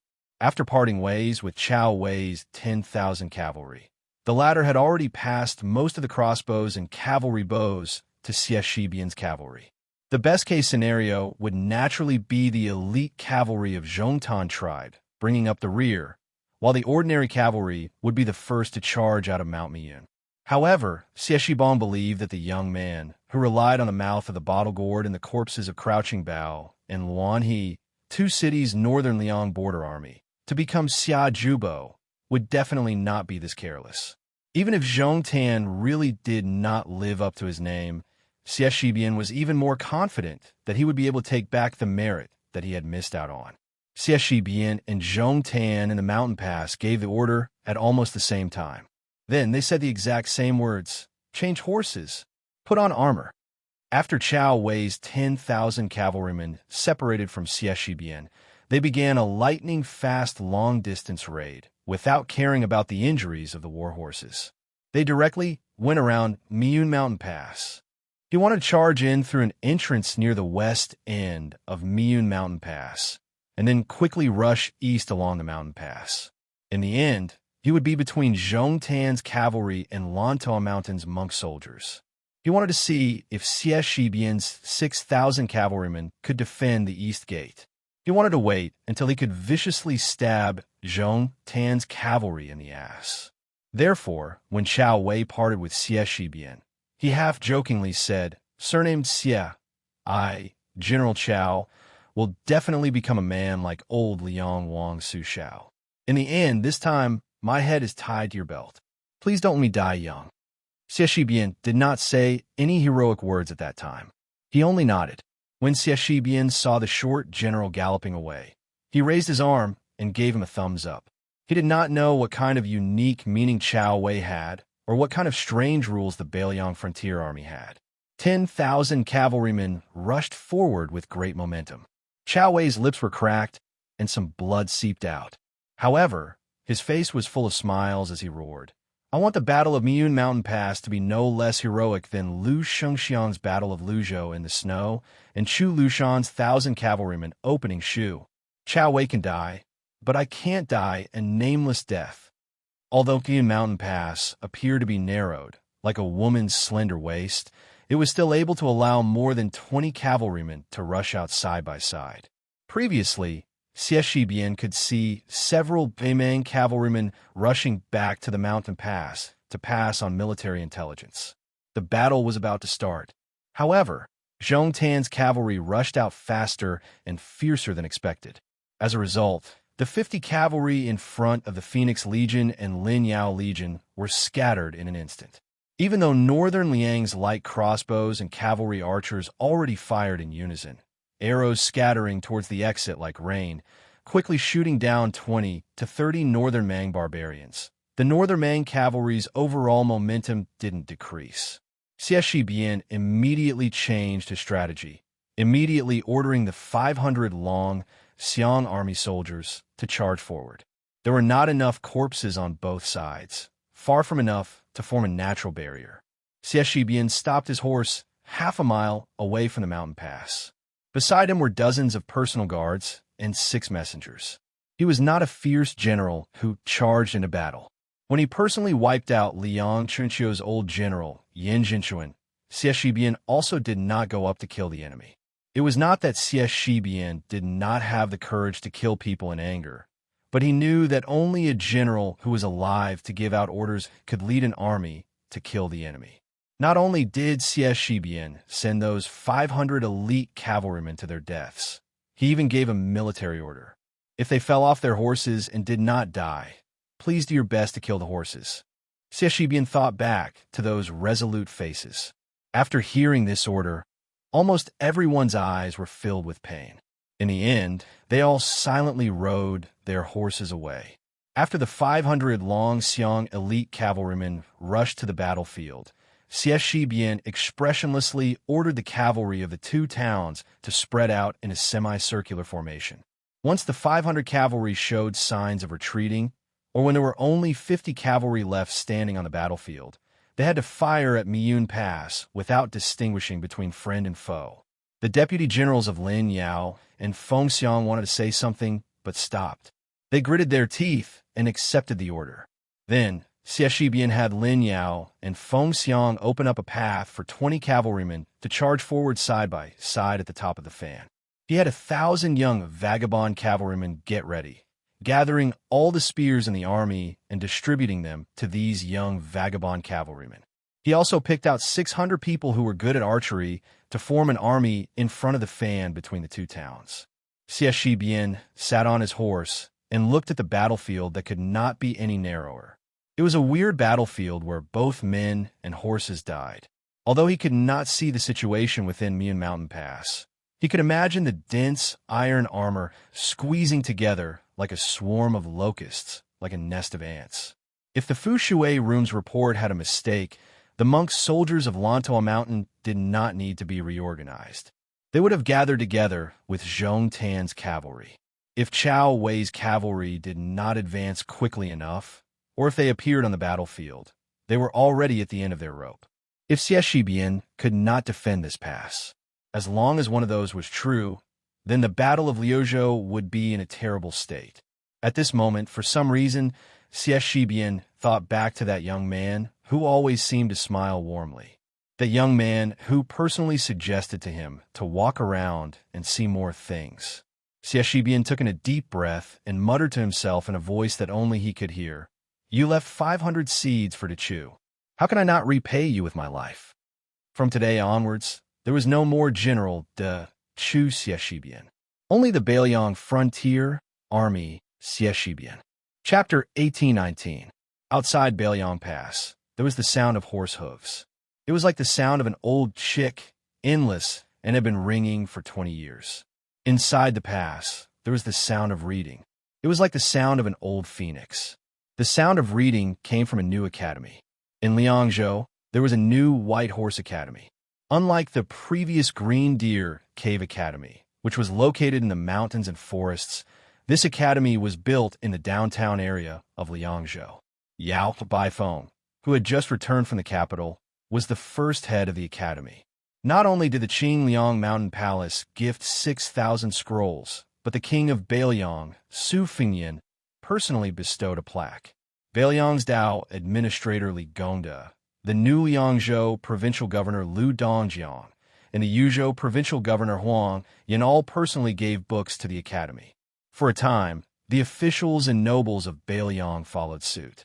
This allowed the White Horse Academy to complete an unprecedented feat on the first day of the academy's establishment. There were 10,000 scrolls in the library. Thus, the library was named after 10,000 scrolls. At the same time, Yao Baifeng created a new sage hall in the academy, sculpting the statues of the sage of the Zhang family and the 10 sages and 36 sages. At the same time, Yao Baifeng set up a monument to start the academy. He emphasized that scholars entering the White Horse Academy should preach and seek benevolence. Therefore, he didn't teach the imperial exam's art, which was the foundation of the imperial exam. This was obviously contrary to the study of the imperial exam. Other than Yao Baifeng as the headmaster, the renowned White Lotus of Mount Longhu, Baiyu, and the former provincial governor of Lingzhou, Su Beiji, were both deputy headmasters. The mountain master of Green Deer Cave Academy, Huang Shang, and other great Confucian scholars of the Central Plains, who had rushed to northern Liang to take root, also promised to come to White Horse Academy to give lectures on time. It was even rumored that Chancellor Wang, who had led thousands of scholars to northern Liang, had also promised to contact Shangyin Academy and promised to recommend a Mr. Ji Shang from Shangyin Academy, which was known as the source of all the scholars in the world, to teach in northern Liang. As a result, White Horse Academy, which originally only accepted 80 people, was flooded with people. They had no choice but to make an exception and recruit 200 young scholars. The number of local and foreign scholars in Beiliang was roughly the same. Lu Dongjiang, the official of Liangzhou's parents, was even more enthusiastic. Supporting the White Horse Academy was the first thing he did after taking office. He opened the door to all the affairs of the academy and even treated the lecture hall of the academy as the official residence of the provincial governor. He went to the White Horse Academy every 2 or 3 days. He even allocated 600 acres of fertile land under the name of the Lu family and gave it to the academy in the name of Liangzhou. This made the officials of Beiliang, who had a lot of complaints about the Lu family, look at the Lu family in a new light. Even the deputy administrator Song Dongming, who had been estranged from the Lu family, once again invited Lu Piao, who had once been famous for his calligraphy, to a private banquet. At the beginning of autumn, a carriage slowly drove to the downtown area of Liangzhou City. The carriage was very ordinary, and there were no retainers following it. The coachman was a middle-aged man who didn't look like a coachman. The curtain of the carriage was lifted slightly, and the man in the carriage quietly looked at the scene on the street. Some shops had changed their signs, and some stalls had disappeared. Some restaurants were still selling green ant wine, and some inns had taken over their father's business. When the carriage passed by a newly opened shop, the carriage slowly stopped. The coachman quietly waited for the owner's orders. He didn't dare to speak without permission, reminding the people of the academy that they were patiently waiting for his arrival. The young man holding the corner of the curtain looked at the shop. He remembered that every time he returned, he would go there to buy a big bag of spiced beef wrapped in oiled paper. He had met Miss Hehe there. At that time, he had never thought that the old owner of the shop was Huang Xianxia. At that time, Hehe's strange big cat was still alive. He remembered that he had reunited with Miss East and West in this area. It was also the first time he saw the little monk from north and south who wanted to become a Buddha and burn his saraira. There was also a monk from Mount Lantua who insisted that he go to the western region to dual cultivate with the white-clothed bodhisattva who would become a goddess at the gate of Xianxia City in the future. At that time, he thought that she was an old cow eating young grass. She was too shameless, and he was too disadvantaged, so he didn't agree. Later on, he regretted it so much that his intestines almost turned green. However, when he thought about it now, he just smiled and let it go. The female bodhisattva, with a head full of black hair, was different from the girl who he mistook as a banished immortal when he first met her when he traveled to Jianghu. These beautiful women, when they had the chance to get close to someone, they would lose their feelings of love. When they saw her, they would still think that she was pretty, but they didn't need to have her. When they didn't see her, they wouldn't miss her. He put down the curtain and said softly, "Steward Song, let's go to the White Horse Academy." Steward Song was the chief steward of the prince's mansion on Mount Qingliang in Beiliang. In Beiliang, he could be said to be the only one. The carriage stopped at the gate of the White Horse Academy. When Su Fengyin got off the carriage, he suddenly asked, "Are there not many assassins who broke into Mount Qingliang in recent years?"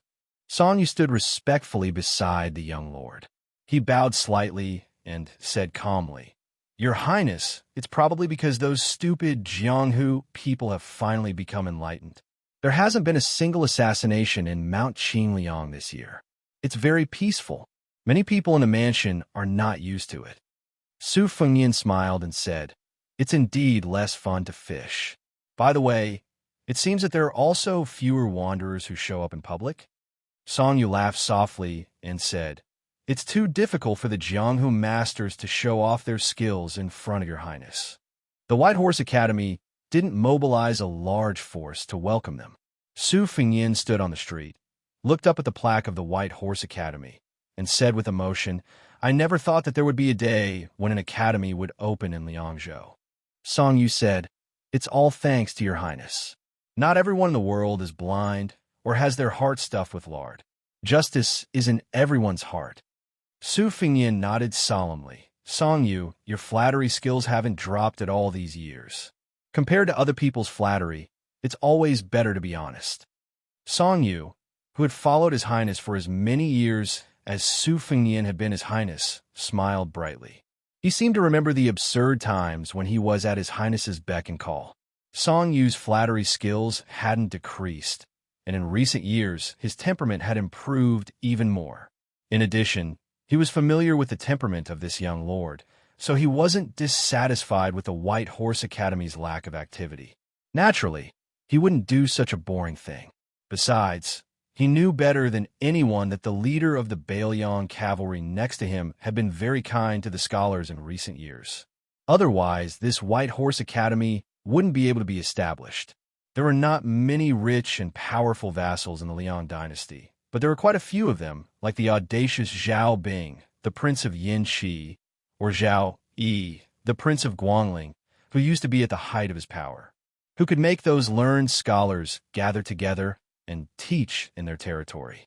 Jinggan Circuit had the Green Party in the imperial court, and it was in the hinterland of the Central Plains, which was close to the Shangyin Academy. But they still couldn't establish a decent academy. Song Yu glanced at the scene around the carriage. In fact, in addition to their carriage, there were 4 or 5 other carriages, which also didn't show the style of the rich and powerful. Song Yu knew that in addition to the Lord, there were actually 6 or 7 generals who came to the academy at the same time. It was not a coincidence. Under the proposal of the deputy headmaster of the White Horse Academy, Su Beiji, every once in a while, they would invite the generals to teach the scholars about the battlefield. Not to mention that this had never happened in other academies, perhaps even in the ancestor of the World Academy, the Shangyin Academy, there had never been such a strange thing. In the eyes of the scholars, they were just boorish men. How could they reason with the scholars? Although these carriages didn't look amazing, the horses were all plump and expensive horses. To be precise, if they were placed in the Beiliang Frontier Army, they were either the best or the second best, because they were originally from the 2 pastures in Beiliang, Xinli, and Tianjing, but they were not supplied to the border army through special channels. For this kind of thing, whether it was the old King Liang, Su Xiao, or the new King Liang, who was next to Song Yu, they all turned a blind eye and never looked into it. Those old generals, who had spent most of their lives on the battlefield, had more than 10 good horses at home after they retired. What was wrong with that? It was said that among the old generals of Beiliang who came to visit the White Horse Academy today, there were 2 senior deputy commanders, Wei Taizhan and Liu Yuanji, who had returned to the border army not long ago, but didn't have any actual power for the time being. The 7 or 8 generals, who had all been exposed to the smoke of war, were the first batch of old soldiers that Su Beiji invited to the White Horse Academy with great hospitality. It was true that in the current Beiliang officialdom, especially the civil officials, perhaps only the 2 young officials, Su Beiji and Chen Shiliang, could invite these old guys. Even the administrator, Li Gongda, couldn't do it. Even a nominal deputy administrator, Song Dongming, who was in fact the leader of the civil officials in Beiliang, couldn't do it. As for the relative of the emperor, Liu Dongjiang, the provincial governor of Liangzhou, couldn't do it either. Because if one were to say something harsh, in fact, among the civil and military officials in Beiliang, only these 2 young people were the true ministers of the emperor. Iron Buddha, General Ningamei, Yuzhou General Huang Fuqiu, and the infantry deputy commander, Great Ancestor Gu, were still inferior to these 2.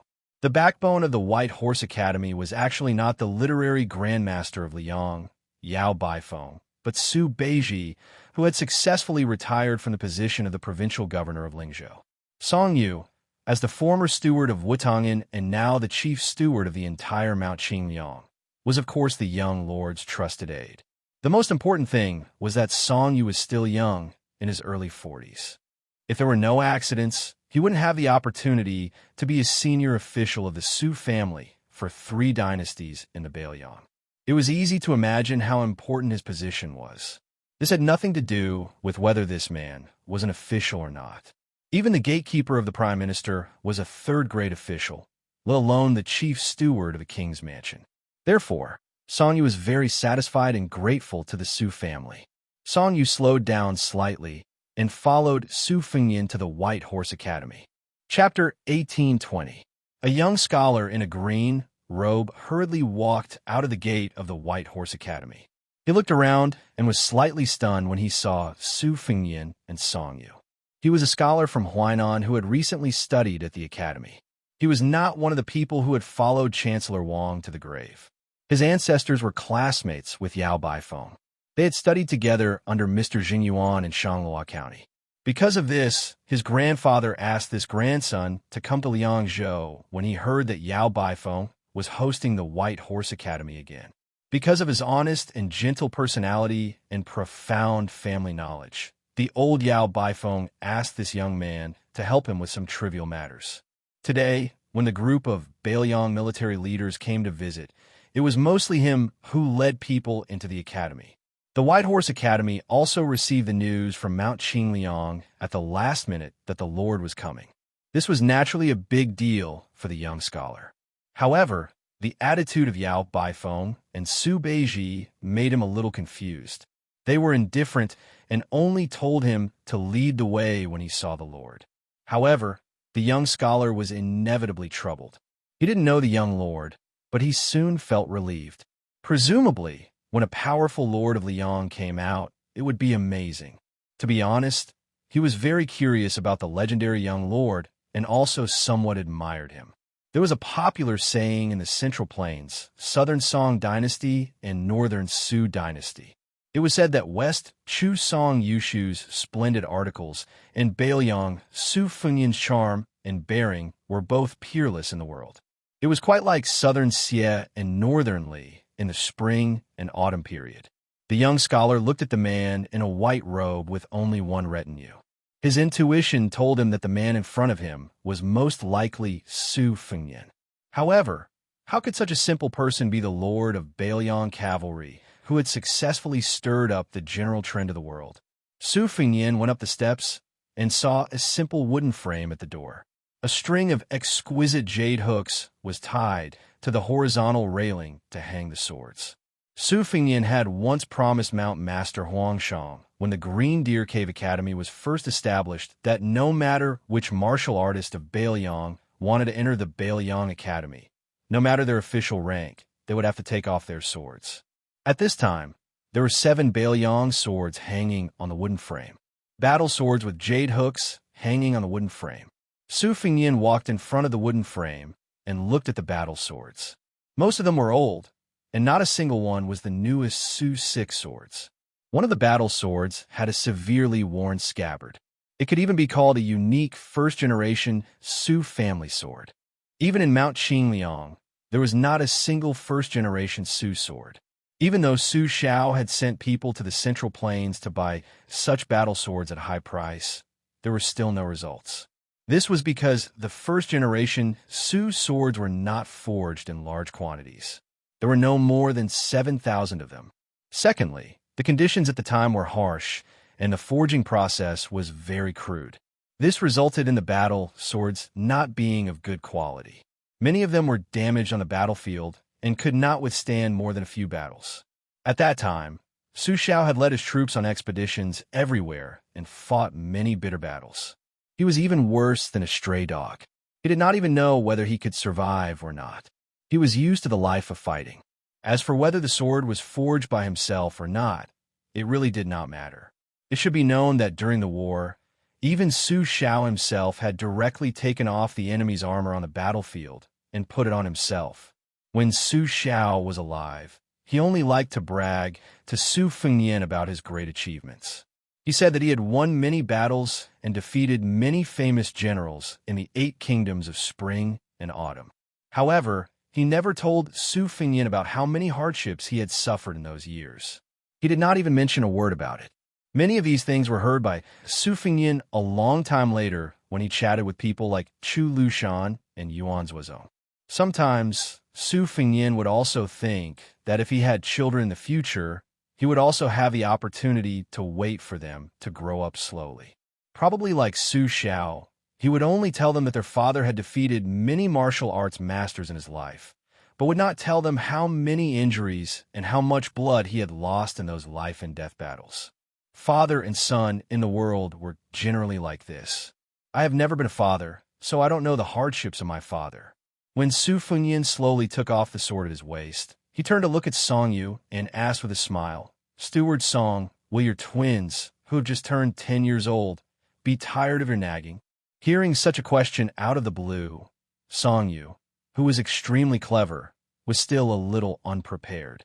But soon he smiled and said, "Of course, every time I tell the 2 children how many great figures their father has seen, they always snort at me and want to cover their ears. But when I tell them about the great deeds of the Lord, even if they have heard it too many times, they will still enjoy it." Chapter 1821. Su Fengnian had seen this pair of beautiful siblings a few times in Mount Qingliang. Different from the elder brother who was already an official and the second sister who was married to Ling Zhou, they were lively and naughty. They liked to run up and down the mountain. It was said that they had a good relationship with the young lady that Chen Shiliang brought from Gangnam-do, Hu Yin Dawan's daughter, and the little green robe that Yu Groom left in the prince's mansion. They often played together. Once, Su Fengnian was walking on the long embankment in the middle of the lake alone in the morning. A group of children were squatting by the lake stealthily, fishing for carps with the crude fishing rods they made themselves. There were already 4 or 5 fat carps in the small wooden basin. As a result, he bumped into them. He deliberately coughed from afar. Song Yu's youngest son immediately overturned the wooden basin, told everyone to throw the fishing rods into the lake, and then ran away. Su Fengnian, who didn't know whether to laugh or cry, could only help these troublemakers retrieve the fishing rods and wooden basins from the lake and stay where they were. The carps in Tidehark Lake had an extraordinary origin. They came from a natural pond at the top of a mountain in Liaodong. In the eyes of Qi cultivators, these carps were not ordinary creatures. They were born with golden scales and carried the luck of the mortal world. The carps in Tidehark Lake were said to be worth 10 gold per tael. They had always been the dream of Bailiang civil officials.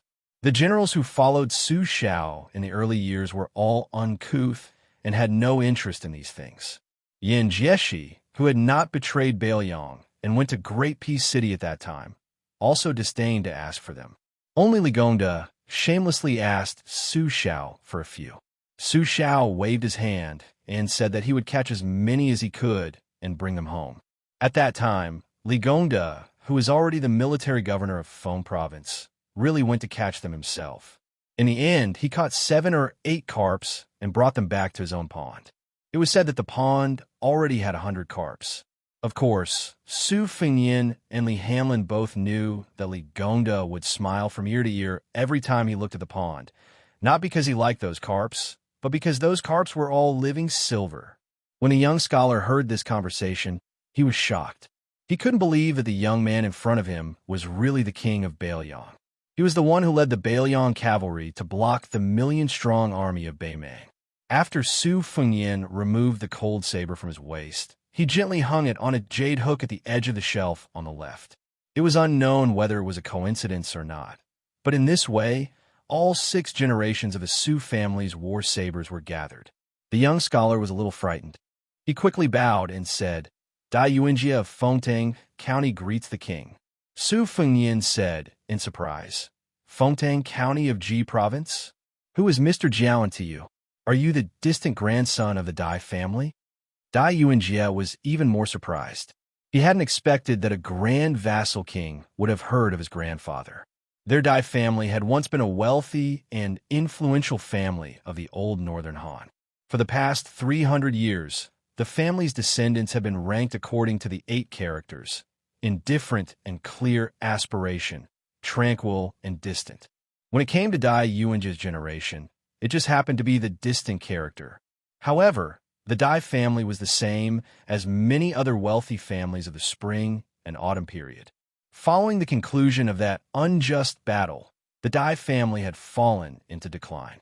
The family's descendants scrupulously followed the rules set by Mr. Jiao in studying but not becoming an official.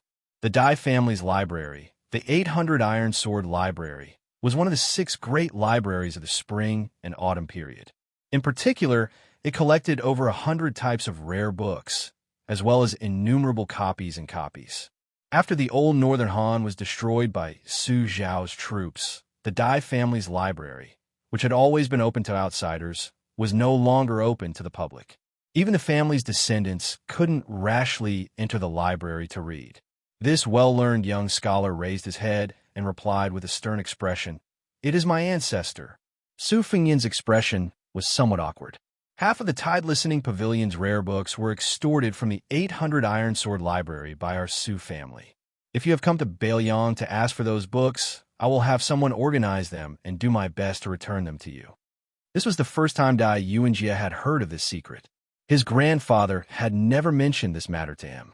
For a moment, he was even more embarrassed than Su Fengyin. He was just a weak scholar. How could he have the courage to come to Bailiang and settle accounts with this northwestern vassal king? Su Fengyin smiled and said, "The books will only be collecting dust in the Tide Listening Pavilion. It would be better to return them to your Dai family. However, let me say this first. The books can be returned, but the prerequisite is that your Dai family library must not keep them to yourself. You must open them to the descendants of other clans and scholars from other places. You can first discuss this matter with Teacher Jiao. Of course, this is a presumptuous request. Teacher Jiao might not agree, but it won't affect your studies at White Horse Academy. You, Dai Yuanjia, can relax. If it really doesn't work out, I will gift those books to White Horse Academy under your Dai family's name. You can also mention this matter to Teacher Jiao and in your family letter." After weighing the pros and cons, Dai Yuanjia felt as if a heavy burden had been lifted from his shoulders.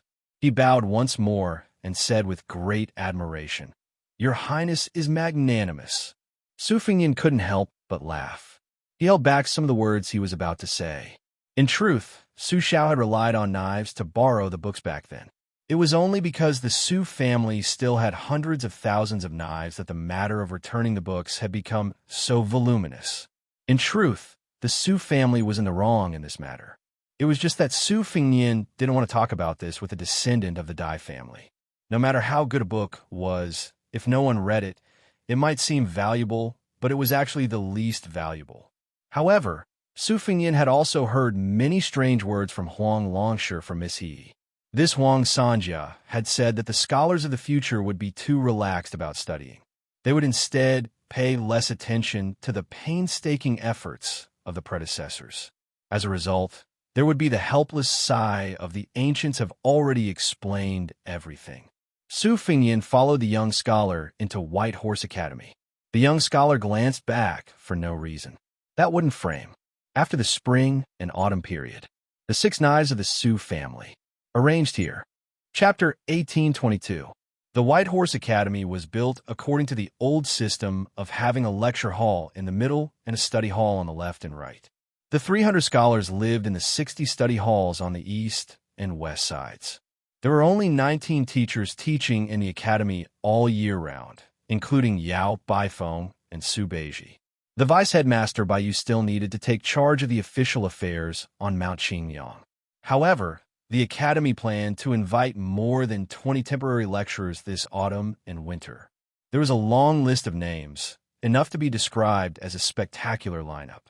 There was Huang Shang, the head of the Green Deer Cave Academy, Song Yin, the new provincial governor of Yuzhou who advocated legalism, Wang Xihua, the great scholar of Huangnam County who was praised by Yao Baifeng as one of the 3 talents of provincial governors, Chang Sui, the eldest brother who once studied under Han Guzi in the Shangyin Academy together with Su Weisheng, Su Huang, and others. It was said that there was also Yu Wei, the master of music who was currently serving as the teacher of Jishang in the Shangyin Academy. Su Fengyan walked slowly with Dai Yuanjie and finally stopped in front of the library.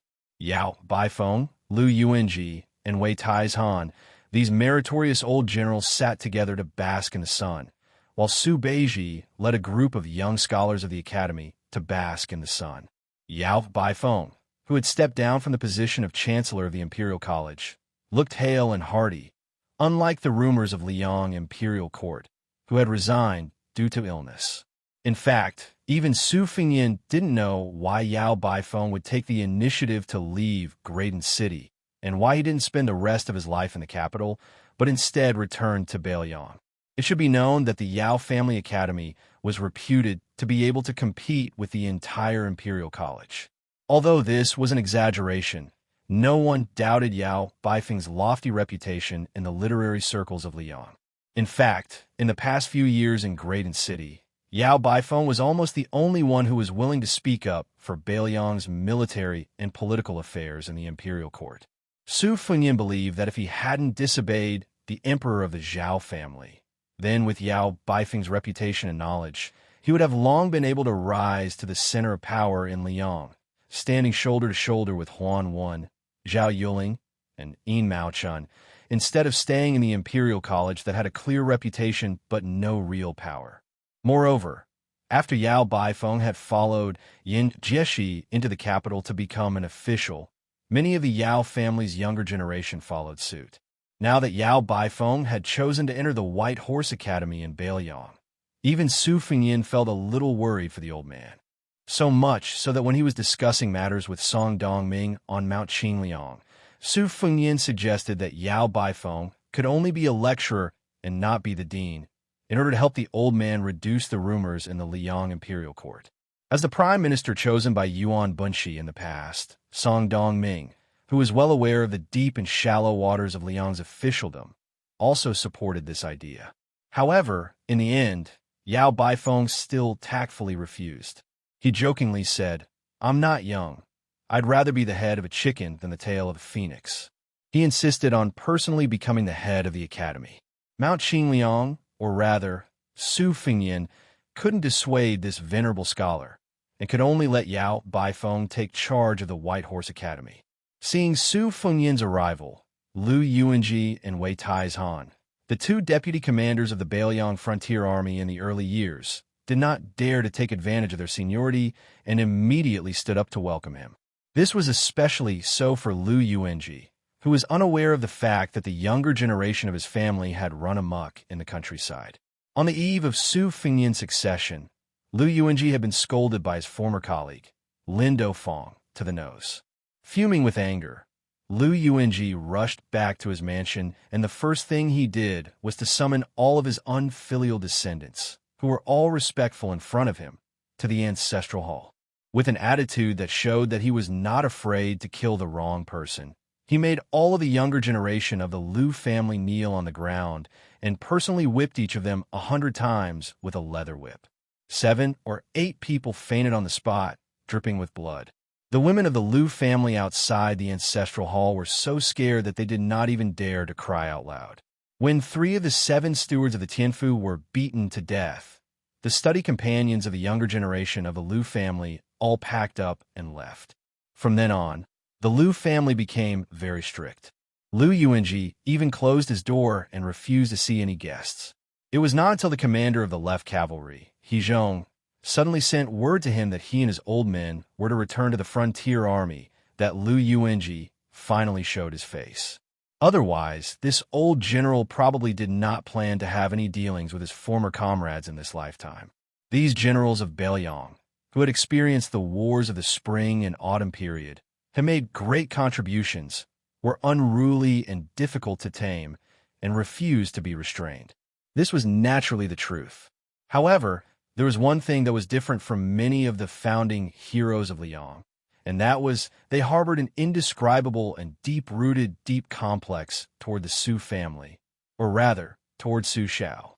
If Yin Jinchuan, Yang Xinxing, and Ma Lilong, these great generals of Liang helped the old emperor to conquer the Su family's country, then Yin Wenwan, Wei Taizhan, and Lu Yuanji, these valiant generals, followed Su Shao to conquer the Su family's country. The difference of one word was like the difference between heaven and earth. It was very simple. Su Shao shared weal and woe with them, went into battle together, and fought together. There was not only the friendship between a ruler and his subject, but also the brotherhood of fellow soldiers who exchanged their lives for his. In the imperial court, it was difficult to understand, and it was the hardest to see the true heart. On the battlefield, in the moment of life and death, it was the easiest to see one's nature. Before and after the infamous Su Fengyan became the king of Beiliang, undercurrents surged. The original commander of the cavalry, Zhong Hongwu, was killed. In private, it was said that it was not killing the chicken to warn the monkeys, but killing the tiger to warn the wolves. From this, it could be seen how swift and fierce the atmosphere in Beiliang was. When Su Fengyan led the Lingzhou generals as the heir, even if Su Shao was still alive and controlled the Lingzhou officialdom, there was still that disturbance. After Su Fengyan greeted everyone, he saw the old soldier of the Lotus Seed Camp, Lin Dofang, and suddenly realized that the Su family's first-generation warblade must have been this one-armed old man's treasure. He remembered that, in the early years, Su Shao had mentioned it many times, saying that if there was still a first-generation Su Dao in the world today, it would most likely be the one that he personally gave to Lin Dofang as a token of the marriage between the two families.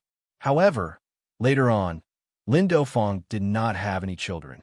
After this first-generation general of the Lotus Seed Camp became disheartened, he also disappeared without a trace in Beiliang, so the marriage could only be cancelled. The current general of the White Feather Light Cavalry, Yuan Nanting, was from the Lotus Seed Camp. That time, when 600 old soldiers came to the capital to send His Royal Highness off, Lin Dofang, Yuan Nanting, and the current commander of the Right Cavalry, Jean Partridge Zhou Kong, had both appeared. Dai Yuanjia brought over 2 chairs for Su Fengyan and Songyu. After Su Fengyan took the chairs, he did not rightfully occupy Yao Baifeng's seat in the middle. He just casually placed them next to Lin Dofang and sat down. As for the head housekeeper of Mount Qingliang, Songyu, he simply did not take the chairs. He smiled and shook his head in refusal, holding his breath and standing in the distance with rapt attention. Yao Baifeng took all of this in. He smiled slightly, and then his expression turned serious. He went straight to the point and asked, "Your Highness, may I ask if Mount Qingliang has interfered with the incident in Guangling Road's spring snow building?" The sun of early autumn was warm and gentle, but after Yao Baifeng threw out this question, even Lin Dofang, Wei Taizhan, and the other old generals felt their hearts palpitate. Their originally leisurely sitting postures instantly became stiff and tense. Su Fengyan's expression was as usual. He gently shook his head and smiled. I would like to have some connections, but unfortunately I don't. Yao Baifeng stared at the young vassal king's slightly long and narrow eyes, speechless for a long time. It seemed that he did not catch the clues that he had expected. The old man sighed and said to himself, the signs of a chaotic world. After only a short 20 years of peace, how did it degenerate into such a situation? Su Fengyan's expression was still tranquil.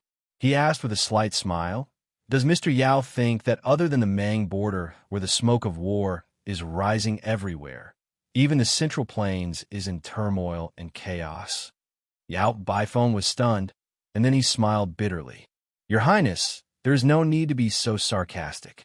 This old man asks himself, and has never felt that for the stability of the Central Plains, the Bailiang soldiers should die at the border.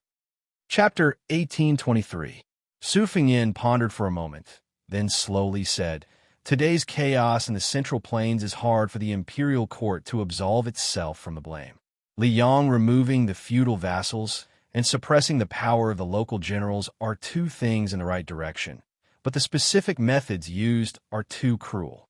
For example, Yan Jinchuan and Yang Shenxing, these old men who hold military power, are undoubtedly loyal to the Zhao clan, and that Zhao Ying, the Duke of Huainan, actually didn't need to die on the battlefield at all. On the contrary, these people are the source of Li Yang's vitality. Letting them die of old age and illness, although sloppy, is far better than using a deliberate Guangling war to cleanly seize power from the dead. Also, the civil and military officials of Liang are not fools. If my father's evil title is still within the acceptable range, then the old Grand Secretary Zhang, Julu's failing in his old age, is especially bitterly disappointed. The current Son of Heaven can't be called a fatuous ruler. He should be called a ruler of resurgence. All kinds of measures, such as building a new pavilion, making an exception to promote Yan Jinchuan, and so on, can be considered to have greatly comforted the civil and military officials of the imperial court. Unfortunately, there are some things that as a subject, Zhang Julu can do well, but as a ruler, Zhao Zhuan may not be able to do well. At the very least, he doesn't have enough time. Su Fengyan calmly said, now the chaos in the Central Plains, where is the chaos? It's just the chaos in the people's hearts. Zhao Ying, the Duke of Huainan, died with a grudge. Zhao Sui, the Duke of Jiaodong, retreated gloomily. The King of Jing and Zhao Sun, trembling with fear, took Meitaian City. The Duke of Guangling, Zhao Yi, tarnished his own reputation to seek hereditary succession. Then the Duke of Yanqi, Zhao Bing. Marching north is also within reason. The military generals of Liang, not to mention those old men like Yin Yang, among the younger generation, Lu Shengxiang Kainan, Tang Taizhuang, and so on, I believe these people also have some indescribable hidden pain. If Zhang Julu hadn't died, even if he had already left the imperial court and retreated far away from Jianghu, or even if he didn't end up losing his reputation, the Central Plains definitely wouldn't be in chaos today. Yao Baifeng's face was filled with pain as he said with a trembling voice, no matter what, the people are innocent. Wei Taizhan shook his head slightly, while Lu Yuanji rolled his eyes. These Bailiang veterans who had survived piles of corpses all snorted disdainfully at this scholarly attitude. Su Fengyan said calmly, ever since the founding of the Great Qin Empire for the past 800 years, there have been constant wars. Which dynasty's people are not innocent. Moreover, the teacher's words of no matter what were too understated. Even if the Emperor Zhao Zhuan had thousands of excuses as long as he was still sitting on the dragon throne, this disaster would have to be borne by him. Just like how I, Su Fengyan, blocked the Beimang's horse hooves and didn't allow them to drive straight into the Central Plains, I don't care if the imperial court doesn't care about my good intentions. If I couldn't block them and lost the Second Battle of Liangmang, I wouldn't care if I was cursed in the annals of history, or if the people of the Central Plains were to curse me behind my back. Su Beiji, who was crouching not far away and flipping through books to dry them, turned his head and coughed heavily. He said unhappily, these big words, bullshit, and unlucky words. Don't say too much. You, the king of Bailiang, don't care, but I Su Beiji do. Also, Teacher Yao is the dean of our White Horse Academy, so you'd better be more polite. Su Fingyan was speechless and somewhat deflated. Yao Baifeng laughed loudly and said happily, it's fine, it's fine.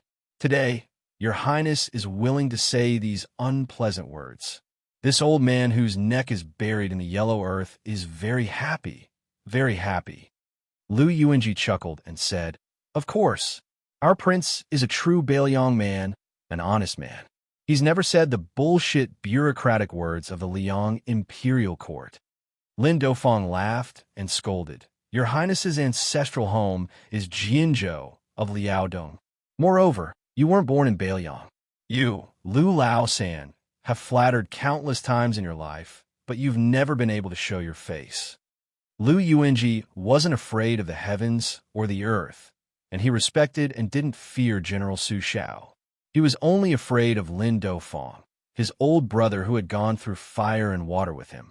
Otherwise, in the entire Bailiang, only Lin Dofang had rewarded Lu Yuanji with a few punches. If it weren't for Wei Taizhan and the others desperately stopping him, Lu Yuanji would probably have been kicked countless times. Wei Taizhan wanted to say something, but stopped. Su Fingyan's eyes were sharp. He said gently, Old General Wei, if you have something to say, say it. Wei Taizhan gritted his teeth and asked in a low voice, Your Highness, is our Bailiang really going to rely on those young people? Are we going to leave the 300,000 cavalry and the survival of Bailiang to the war in Liuzhou?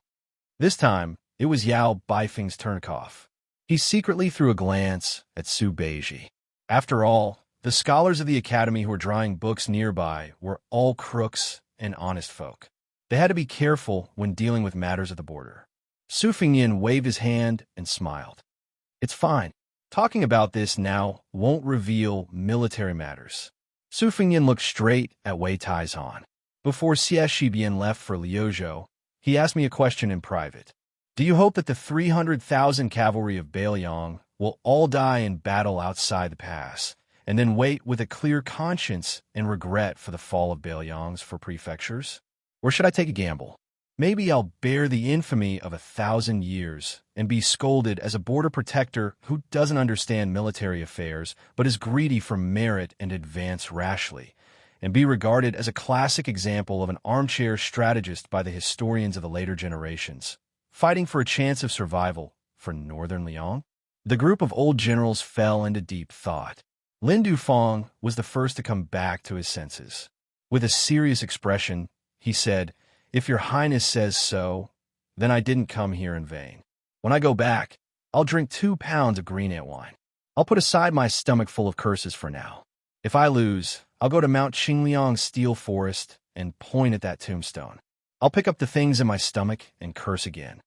Lu Yuanji said resentfully, Lin Dufang, you're cursing your Highness like that?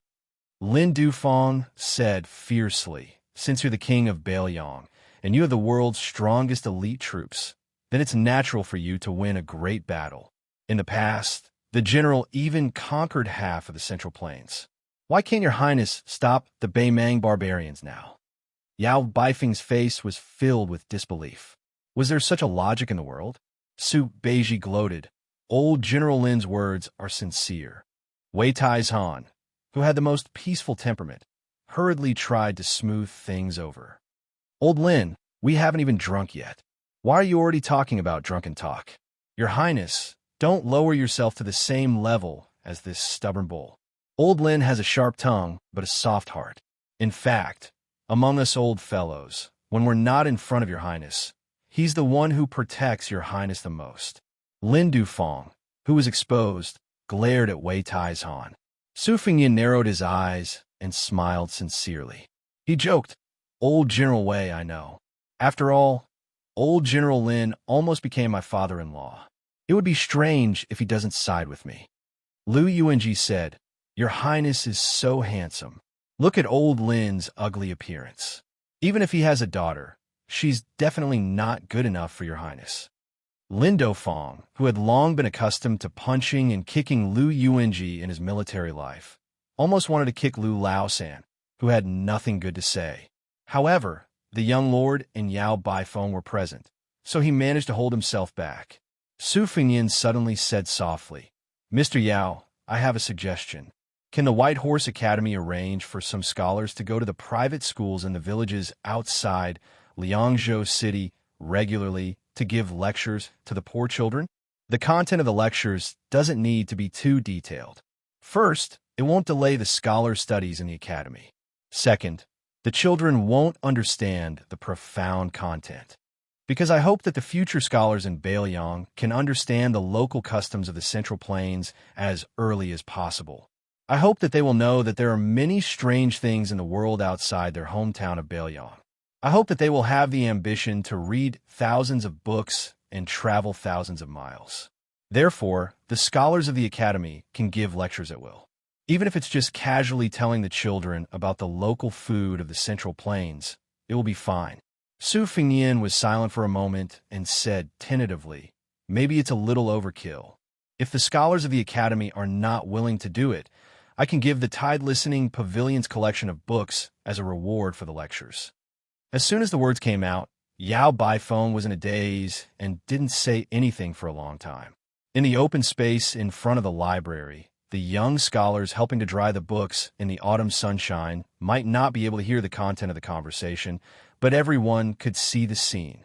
An old scholar sat at the head of the table with a clear conscience. The generals of Beiliang, who had killed countless people, sat on his left and right. A king who had the power of 300,000 cavalrymen sat quietly on the edge. Then, the young people saw another scene. The Confucian grandmaster, who had students all over the world, slowly stood up and bowed respectfully to the young king. He lowered his head with tears in his eyes and said in a trembling voice, "I, Yao Baifeng, from the White Horse Academy, greet the king of Beiliang on behalf of all the scholars of Beiliang." Chapter 1824. Today, since the opening of the Great Peace City Spiritual Cultivation Hall, it welcomed a small court meeting with the most people.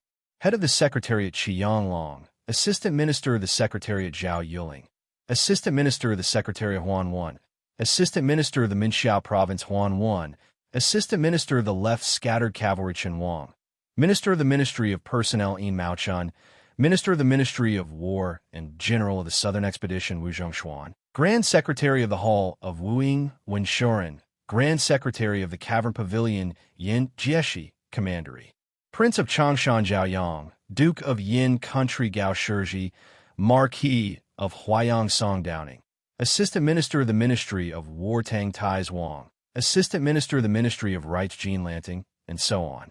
The former Qingzhou General Hong Lingshu, who had been transferred to the capital to receive the title of General Pacifying the South, the current Jidushikai Nan of the two Huai Dao, the Administrator Han Lin, and Lu Shengxiang and Su Gong, who had gone to Jizhou to take charge of the northern border defense, were all unfamiliar faces. They were all gathered in one place, the civil and military resplendent. After leaving court, the young emperor of Liang, Zhao Zhuan, changed into a set of casual clothing from the Jiangnan Weaving Bureau. Although it was not as glorious and majestic as the court and auspicious clothing, it had the unique charm of Jiangnan. The Central Plains were plunged into chaos. The hundreds of thousands of elites that had left Nanjiang were like a hot knife through butter. They passed through 4 provinces, sweeping everything before them, and crossed the Guangling River almost without any resistance. In the capital of the Old West Chu, they faced off against the Liang Imperial Court north and south. The spring snow building incident caused the careful planning of the court in Guangling Dao to go down the drain. Not only were the 2 civil and military leaders of Guangling Dao prisoners, more importantly, a large group of Liang generals and officials who surrendered to the Jiangshi of West Chu were all controlled. This caused Zhao Zhuan to almost completely take over Guangling Dao without any bloodshed. The good situation that Wu Zhongshuan, Lu Shengxiang, and Yin Jinchuan had worked so hard to build up became a wedding dress for someone else. Guangling Dao was once again corrupted. It could even be said that in one night, Zhao Zhuan almost owned half of the country. It was just that whether it was the morning court at the Wuying Hall or the small court meeting at the recuperation hall, the young emperor was not as flustered and exasperated as the Liang officials imagined. Not only was he calm and composed, he even did his best to conceal it and still revealed an appearance of eagerness. It was clear that this young literati emperor still had the valiant blood of the previous Zhao rulers flowing in his bones. At this time, the Zhao clan's emperor had in his hands an edict issued by a traitor to the world. The content was treacherous, listing the various crimes that he, the new Liang ruler, had committed after ascending the throne, including nepotism, unfair rewards and punishments, using traitorous officials, and internal strife within the Zhao clan. There were a total of 10 major crimes. The young emperor gently put down the edict and raised his head with a smile. It is said that this item is the work of that Song clan's eldest grandson, Northern Su, Southern Song, and Southern Song, Song clan descendant Song Yushu. His literary talent was outstanding, and even the great Peace City officials had long heard of him. Tantanon, who had once personally praised Song Yushu, shot a glance at the inscribed board in the recuperation hall. Then he opened his mouth and said with a smile, "This kid can only write this kind of article full of hostility in the hands of an ordinary man like Zhao Bing. It is a pity that he is an unpolished piece of jade. If he had taken up a post in the Liang Imperial Academy or one of the newly established 6 pavilions, he would definitely be able to write an article that would be immortalized for generations to come. Not only would he be able to help the people, but he would also be able to secure a place in the literary world." The young emperor nodded. "It is a bit of a pity. Not long ago, I promised Attendant Yin that I would definitely recommend this Song clan Jade Tree born in Jiangnan scholarly circles. I reckon it will be delayed for a while." The Attendant Yin that the emperor spoke of was, of course, the new noble of the Imperial Academy, Yin Shiji. Currently, the Imperial Academy had recently built 6 new offices in the 6 departments of the Xianxia province. Servants of all ages were assigned to different classes to prevent the most noble officials of Liang, who were regarded as the prime minister, from becoming a chatterbox. Yin Shiji was temporarily in charge of the affairs of the 6 departments. Although he did not have the title of an official, his path of advancement was already very clear. Compared to the first 3 who had taken up posts in the 6 departments, Li Jifu, Gao Tingshu, and Wu Songxian, Yin Shiji was already showing signs of gaining the upper hand after striking. And the words of the young emperor revealed too many things that were worth thinking about. Other than the obvious intimacy he showed to his brother-in-law, Yin Shiji, the fate of the Guangling Path Song clan seemed to have been decided at this moment. Since it was only delayed, then the Song clan, who had first joined the remnants of the Jiang clan and then joined the rebel lords, would still be able to escape after the rebellion was quelled due to the presence of Song Yushu, a young talent in the emperor's heart. Their path to promotion in Liang's officialdom would not be blocked and cut off. It was believed that after today's small court meeting, the Song clan thousands of miles away would be able to quickly hear of the thunderstorm from the palace and would most likely be relieved of a heavy burden. The young emperor looked at the assistant minister of the Ministry of War, Tang Taizhuang, who was seated at the back and asked gently, "Tang Taizhuang, when will the Pillar State leave Liaodong and enter the capital? Does the Ministry of War have any definite news?" Tang Taizhuang was somewhat anxious and answered carefully, "I only know that the Pillar State has replied to the Ministry of War that the 2 Liao borders are urgent. Beimang's Eastern Front Commander-in-Chief, Wang Sui, has been making a lot of movements recently and seems to have the intention of mobilizing troops. The Pillar State must make proper arrangements before leaving." The young emperor made a sound of agreement and comforted him. "Order Gao Tingshu of the Ministry of War to draft a document and inform the Pillar State that there is no need to rush to the south. The 2 Liao borders have always been the most important matter in our dynasty. We must not lose the big picture for the small." Tang Taizhuang accepted the order in a deep voice, but his heart became heavier. The more amiable His Majesty was, the less confident he, the assistant minister of the Ministry of War who had the word party-oriented plastered on his forehead, felt. There was a saying in the great Peace City officialdom called, "After Gu Jiantang, the Ministry of War had no luck." This was referring to the important people in charge of the Ministry of War after Gu Jiantang.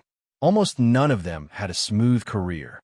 Minister Liu Baijie was first transferred to Guangling and then became a captive of the king of Yin in the Spring Snow Building. Assistant Minister Su Gong was first sent to Liaodong. In name, he was helping the emperor patrol the northern pass, but in reality, he was excluded from the officialdom of the capital, especially the center of the court.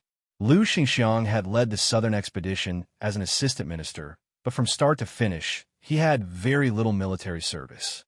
If it were not for the fact that he sent troops without permission later on, he probably would have become the laughingstock of the world. As for Chen Jibao, between the two ministers Gu Jiantang and Liu Baijie, he had been granted the title of king of Western Shu. Originally, he had been favored greatly. In the end, he had mysteriously rebelled with Zhao Bing of the southern border. In the end, it was not a good ending. It was not easy to live in the capital, and it was not easy to be an official in the capital. Tang Taizhuang glanced casually at Kainan, who was standing slightly in front of him. All sorts of feelings welled up in his heart. Last time, Wei Dong, Dong Gong, Huang Gong, and the other old subordinates of General Gu had come to the capital and parted on bad terms. This time, Kainan had no intention of visiting Tang Taizhuang. She stayed at the Lianhuai Road station in the capital and lived in seclusion. The young emperor turned his head and smiled at the Minister of Rights, Sima Puhua. In the third year of Xiangfu, the Ministry of Rights had been raised to the same level as the two ministries of civil service and military affairs. It was higher than the three ministries of civil service, and labor. Sima Puhua naturally enjoyed many of the benefits of Liu Daolin and Yuan Gua, the two former ministers. It was not without reason that the current emperor was viewed as a literati emperor by the Central Plains. Although he did not necessarily look down on military officials, it was clear that he valued civil officials. The relocation of the Hamlin Academy and the elevation of the Ministry of Rights were clear evidence. The young emperor looked at the high official of the Ministry of Rights and said earnestly, "The examination will be held at the beginning of spring next year. The Ministry of Rights has an unshirkable responsibility. Have you decided on the candidates for the position of president and vice president?" This time, the scale of the spring imperial examination has expanded greatly.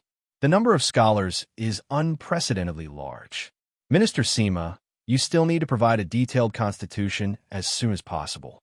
Other than the fact that I will personally look through it, the Ministry of Rights might as well hand the constitution over to Tannon, Minister Yin, and the other seniors who have presided over the spring imperial examination many times.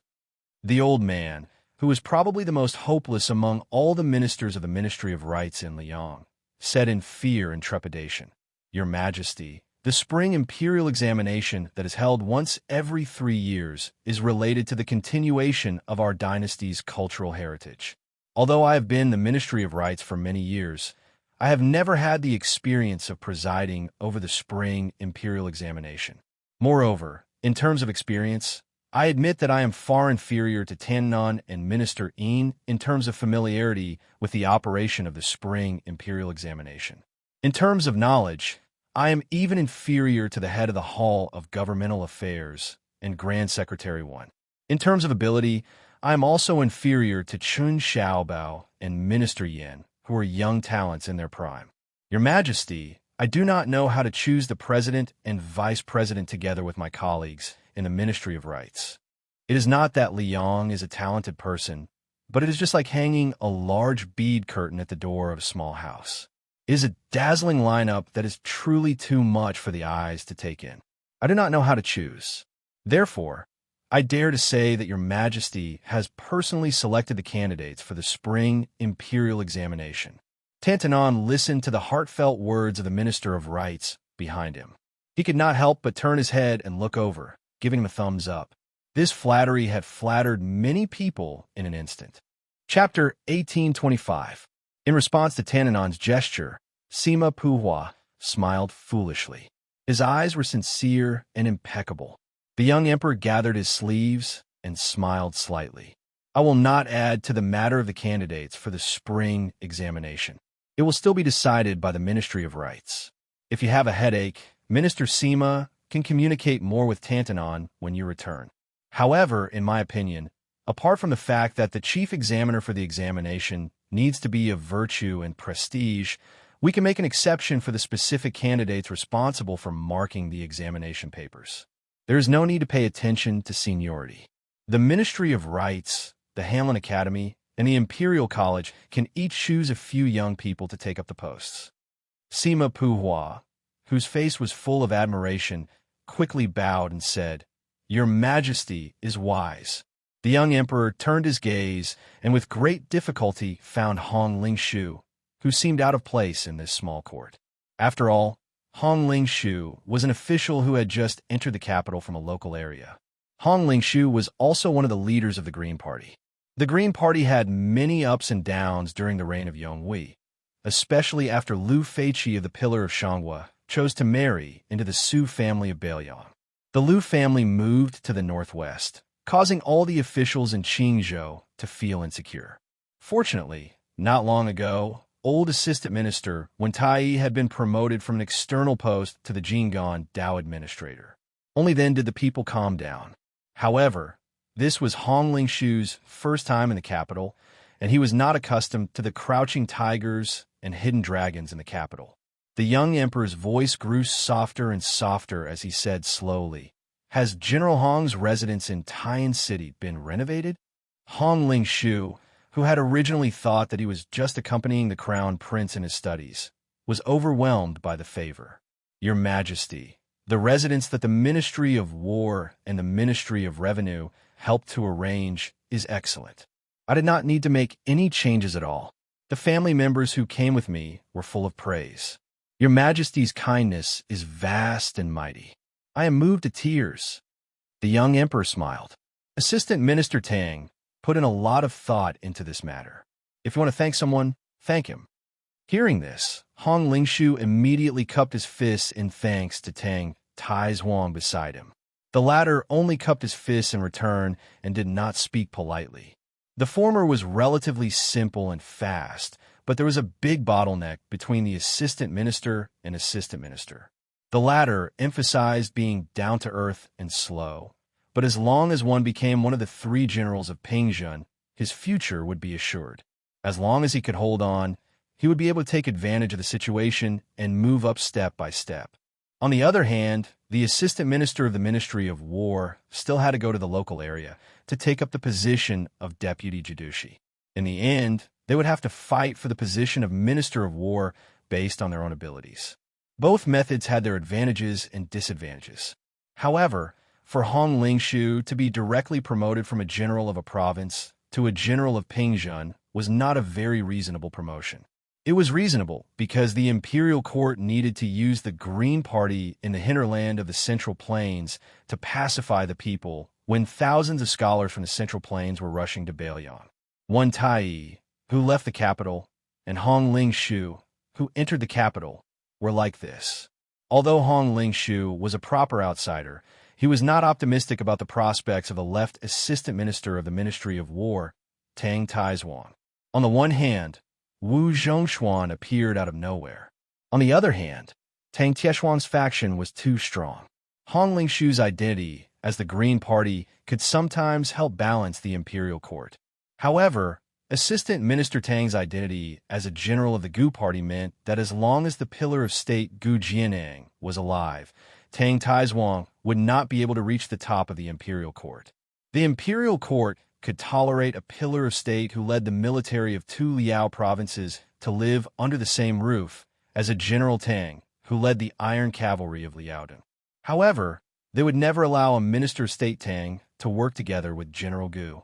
Hong Lingshu would not be grateful just because Tang Taizhuang had spent a lot of effort on his residence but kept his secret. However, the emperor seemed to casually reveal in public. Hong Lingshu had to think about it carefully. The young emperor picked up the imperial edict again. His expression became serious. He sneered, "Zhao Bing is a vassal of the Zhao family, but he wants to be a traitor. I can tolerate the Guangling Path rebellion. I can tolerate the civil and military officials who defected to the Jiang family of West Chu. I can't tolerate the people of Guangling Path who were caught in the chaos of war." However, I can't tolerate Zhao Bing and Zhao Zhu. The monarch of Liang paused. Wu Zhongshuan. The burly Wu Zhongshuan said in a low voice.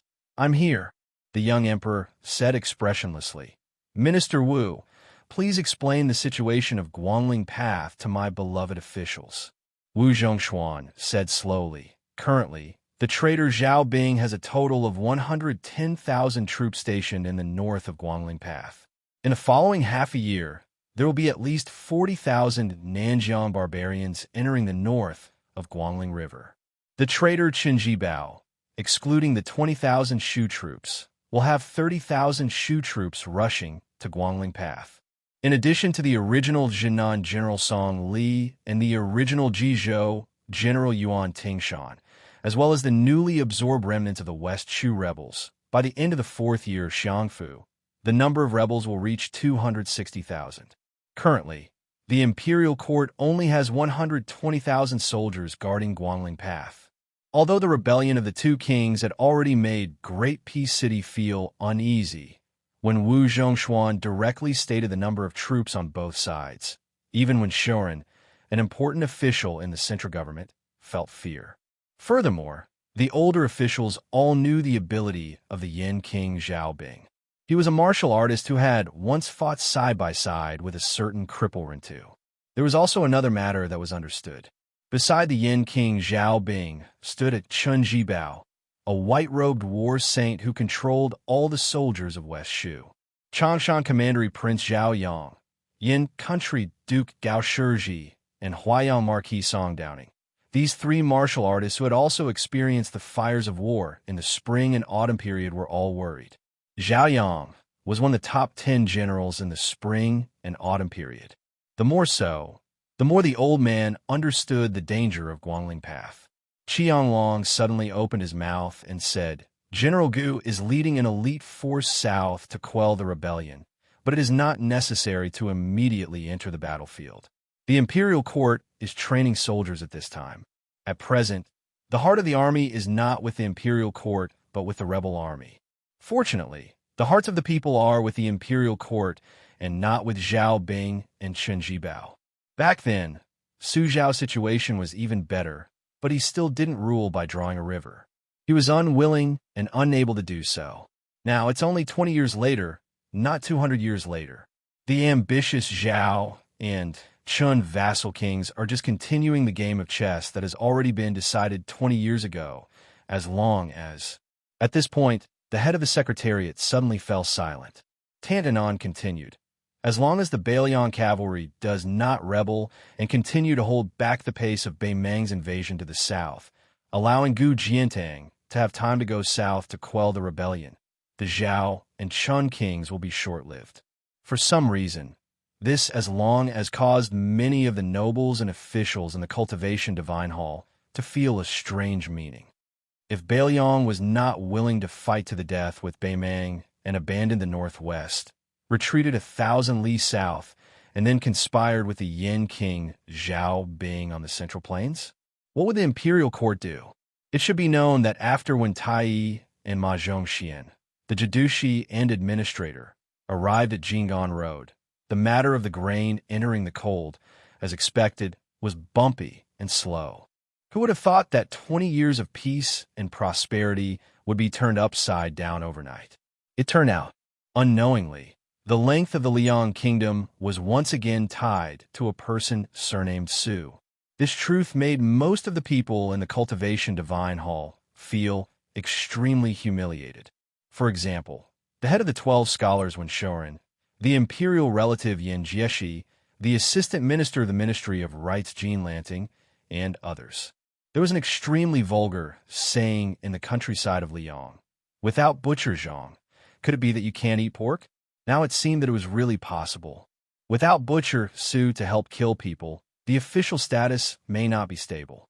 When Shorin, the Grand Secretary of the Wuying Palace, was pale, Yin Jieshi, who looked down on His Royal Highness for many years, was gloomy. Jean Lanting was even more livid. Kainan quietly lowered his head, his expression dark and unclear. Administrator Han Lin, whose relationship with Kainan had improved greatly after the battle with the Great Snow Dragon Cavalry, had a complicated expression. At this time, the young emperor smiled. The Su family has guarded the northwest for 2 generations. In the second year of Xianfu, the Beiliang frontier army contributed greatly, so the imperial court should reward them. Lu Jinu, Wang Lingbao, and other Beiliang generals have died on the battlefield. I'm prepared to write a decree to confer titles to all Beiliang generals, including these 2. I also plan to give the king of Beiliang, Su Fengyan, the title of Pillar of the State. The Zhao family's emperor squinted his eyes and looked over. The entire hall was stunned. Chapter 1826. Thank you all for supporting me and my work in the snow during the year-end inventory. As soon as he heard that His Majesty was going to return the title of Pillar of State to the Su family, the Grand Secretary of the Wuying Palace, Wen Shoren, immediately looked extremely embarrassed. This old and stubborn official, who had once become famous all over the world for carrying the coffin and remonstrating Su Shao to death, began to tremble all over. The leader of the clear stream in the officialdom, who had always given people the impression that he was still vigorous despite his age, finally looked somewhat like a candle in the wind. In the Liang dynasty, although the Zhang and Gu palaces were already like passing clouds, each had its own legacy. For example, when Wang Xiongui, the former Minister of Revenue, became Zhang Lu's successor, even though he was sent to the Guangling circuit, he still managed to win over a large group of civil officials from the spring of Yonghui around him. Tang Taizhuang, Dong Gong, Huang, and other military generals entered the capital from a border. The same was true for the Green Party. The Assistant Minister of Personnel, Wen Tai, and Hong Lingshu's promotions all belonged to the same origin. In fact, apart from these 3 parties, there was another party that was even more secretive and had even more complicated origins. It was the anti-Su party headed by Wen Shoren, with Jean Lanting, the Assistant Minister of Rights, as his hidden successor, and Gao Tingshu of the Ministry of War as the backbone. These people came from all over the world and had no friendship with their hometown or the same age. There was a great disparity in seniority, and their backgrounds were completely different. The former general of the North, Ma Lulong, was also one of the backbone who did not show his face. These people might have different opinions on many military and state matters, but they always maintained a tacit understanding on one matter, and that was to do their best to suppress the reputation of the Beiliang Su family in the Liang imperial court and the Central Plains. Simply speaking, this group of people had a bone-deep obsession with how to squeeze out the Su family and father. When the old Grand Secretary Zhang Jilu was still alive, he still had misgivings and did not dare to put his personal interests over his official duties. After the blue-eyed woman, who had once blocked out the sky and covered the sun in the Liang imperial court, passed away, and Tananon broke off with her early on, this group of people seemed to be able to see the clouds and see the moon, and they became more and more unscrupulous in their actions. For example, this time, the matter of the imperial court setting 1,000,000 dan of grain to cool down before autumn, it was precisely because of the spread of these deeply rooted large trees in Great and City that they brought back a lot of solemn gossip to Jinggan Road, especially Qingzhou's Xiangfan, as well as all kinds of inside information that did not need to be said out loud. As a result, less than half of the grain had slowly made its way to Beiliang.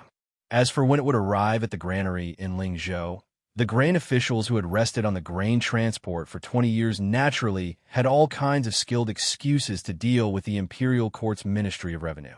Moreover, the Ministry of Revenue only sent a few letters every few days that seemed to be strictly worded. How could they really investigate the officials for failing to do their duty? Who did not know that the Ministry of Revenue had always been seen as Zhang Lu's last defensive position? The officials who held real power in the Ministry of Revenue were almost all scholars who had emerged from the spring of Yonghui. Everyone saw themselves as the old Grand Secretary's disciples.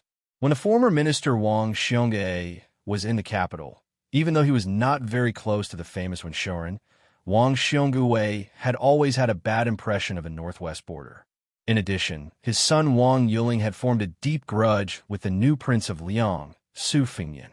This was a topic that everyone in the capital knew about. Most importantly, although the matter of the grain entering the capital and suddenly changing its route to the northwest had long been independent of the Ministry of Revenue, how could the Ministry of Revenue, which was nominally in charge of taxes, not really have anything to do with it? To be precise, the entire Ministry of Revenue's hands and feet were very clean on the surface, but many of the Ministry of Revenue's high-ranking officials were not necessarily clean. Once the transportation of the grain deviated from the familiar path of the officialdom, it would inevitably lead to the loss of countless vested interests. Once the transportation of the grain from the capital to the two Liao provinces was divided into 3 provinces and 1 bailiang, it would become a rule. This meant that the annual dividend of 1,000,000 shur of grain would go down the drain. Among the large group of meritorious families in Great and City behind the high-ranking officials of the transportation of the grain were the Duke of Yin, Gao Shi, and the Marquis of Huaiyang, Song Downing. When the old emperor of Liang first gave out titles to meritorious officials, according to Yuan Bunxi's plan, it was roughly the civil officials were given power and the military officers were given money. The Prince of Changshan, Zhao Yang, was also in this group. A large group of manors, such as Gao Shi and Song Downing, were able to get involved in the transportation of the gold rolling in. However, Gao Shi and Song Downing ate better and did not get a large share. In these years, they had intentionally or unintentionally instructed the people in charge of the transportation of the grain to keep a low profile. The gradual withdrawal of these 2 dukes and marquis also led to the rising arrogance of many other families. It was not an exaggeration to say that they were insatiably greedy. The reason why Zhang Julu's reorganization of the transportation of the grain and the officials was difficult was because these 2 matters had almost offended both high and low levels of the Liang officialdom. Although there was not a strong backlash, it was not very effective. After all, there were no free people in the officialdom. After Zhang Julu was sent to prison, the entire imperial court was as silent as a cicada in winter. During this period of time, there was no doubt that the blue-eyed boy's best friend Huan chose to stand on the sidelines and watch with folded arms. And there was also the fact that Zhang Julu allowed Zhang Lu to fall apart. But wasn't it also because of the selfishness of those Liang civil and military officials, who felt that they had no day to see the light of day? Who would think that dealing with the Su family in the Northwest would be an easy and pleasant matter? Who would dare to rigidly apply the Liang officialdom's set of rules and regulations to the Bailiang frontier army? Who would have the guts to run to the Northwest Territory and ask the Su family's officials for kickbacks? Who would not be afraid that those Bailiang barbarians' heads would be chopped off? Therefore, one could well imagine the Ministry of Revenue's real attitude toward the matter of the grain going cold. Naturally, they would drag it out as long as they could, slow it down as long as they could. In fact, this strategy happened to coincide with the opinion that when Tai raised to His Majesty the Emperor's face during the small court assembly. Suddenly, the young Emperor smiled and asked, "Kainan, Han Lin, the territory you 2 are in is closest to the Bailiang Road. What do you think of the second battle of Liangmang?" Moreover, in the first battle, Northern Liang's first-rate elite cavalry suffered very few casualties. Putting aside the fact that the Great Snow Dragon cavalry remained intact, those 2 heavy cavalry units that had always been kept secret from the outside were also accumulating strength and waiting to set out. Moreover, He Zhonghu and Zhou Kang's left and right cavalry did not participate in the first battle at all. On the other hand, in Northern Mang, Yang Yuanzhan's entire army was wiped out at Gourdmouth in Yuzhou. At that time, Liu Kuei's direct troops in Liuzhou on the Western Front also suffered rather heavy casualties, with nearly 10,000 Chang cavalry completely wiped out. Now, the second great battle has yet to officially begin. In the Battle of the Dragon Eye Plains, putting aside the fact that Northern Mang's elite cavalry was almost completely wiped out, Hong Jingyan's Ruren cavalry scattered, and Dongzhu's private cavalry also suffered serious injuries. This is definitely an enormous hidden danger that Northern Mang still has a great advantage in terms of military strength on the surface. I believe that both sides in Liang and Meng will have a new set of considerations on this matter. The young emperor sighed softly. As expected of the Bailiang cavalry, the best in the world. The Bailiang cavalry, the best in the world. This phrase was not unfamiliar to the Central Plains, but might not be recognized. Perhaps today was the first time it had been publicly spoken by someone in the officialdom of Liang, and it was from the mouth of the Zhao emperor. The administrator of the two rivers, Han Lin, was more refined than when he was in the capital. His skin was darker, and his aura had become steadier and more restrained. There was a rough and simple aura of the border around him. Compared to when Shorin and Jean Lanting, who had been in the court for a long time, there was an indescribable feeling of distance between the two. Han Lin was one of the dozen or so administrators who had left Great Peace City to take up the post of a major official of a border. He was the one who had been promoted in name and in reality. The court had placed high hopes on him, and he had not been demoted from an important place. Liang favored this former assistant minister of the Ministry of Justice. The emperor of the Zhao family looked at this administrator who would send secret letters to the capital every 10 days through the hands of spies. His gaze was gentle. Han Lin, you've worked hard this year. Han Lin bowed and said fearfully, I have betrayed your grace. The young emperor smiled. You have already done very well. If it weren't for Kainan, I'm afraid you would be the first administrator of Liang to die on the battlefield, and I would have lost an arm. Han Lin, in the future, you must not act so rashly. The loyalty of a civil official to the country is never on the battlefield. I have never doubted your loyalty. Otherwise, I would not have let you be the administrator of the border. Other than Tang Tai's Wang, who had the title of minister in name, Wu Zhongshuan, who was not familiar with the affairs of the Yamen and was temporarily still the most powerful person in the Ministry of War, all the civil officials in the Hall of Cultivation were confused.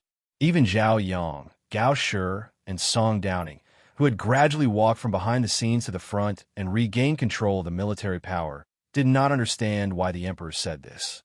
However, for Han Lin to be able to receive such a direct verbal praise, it meant that this person was destined to return to the central government in the future.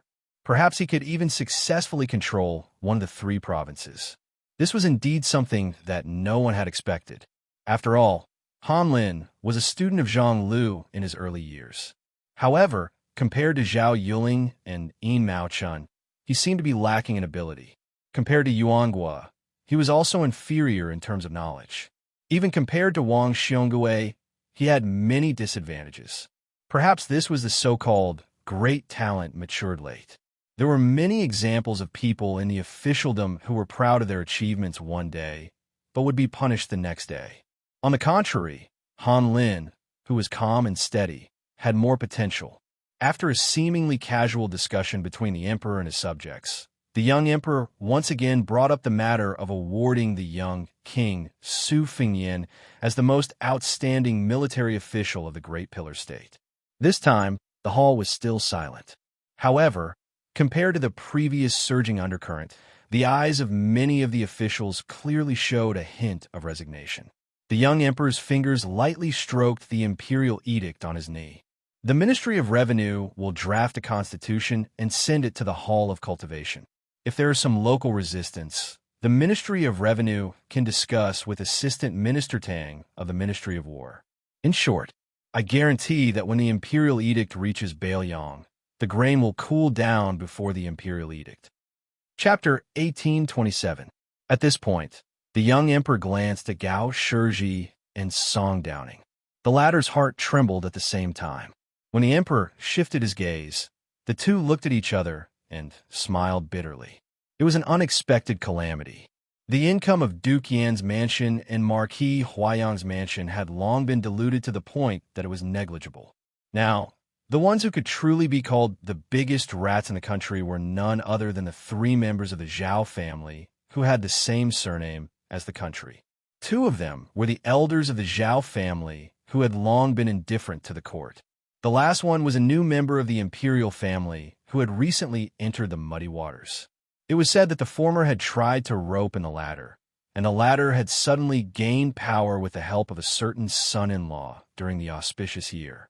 Apparently, he had somewhat forgotten himself, and his bones had become lighter by several jin.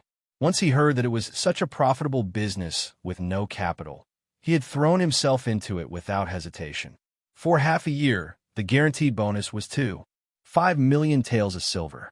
In fact, Gao Shiji and Song Downing had only received around 500,000 taels of silver at their peak. It should be known that the son-in-law of the county king was standing in the hall of Immortal Cultivation at this moment, and his position was only behind Qi Yanglong and Huan Wen, alongside Zhao Yuling, Yin Maochun, and Wu Zhongshuan. But why did the emperor not look at that person, but instead reminded Yin and Song? It was very simple.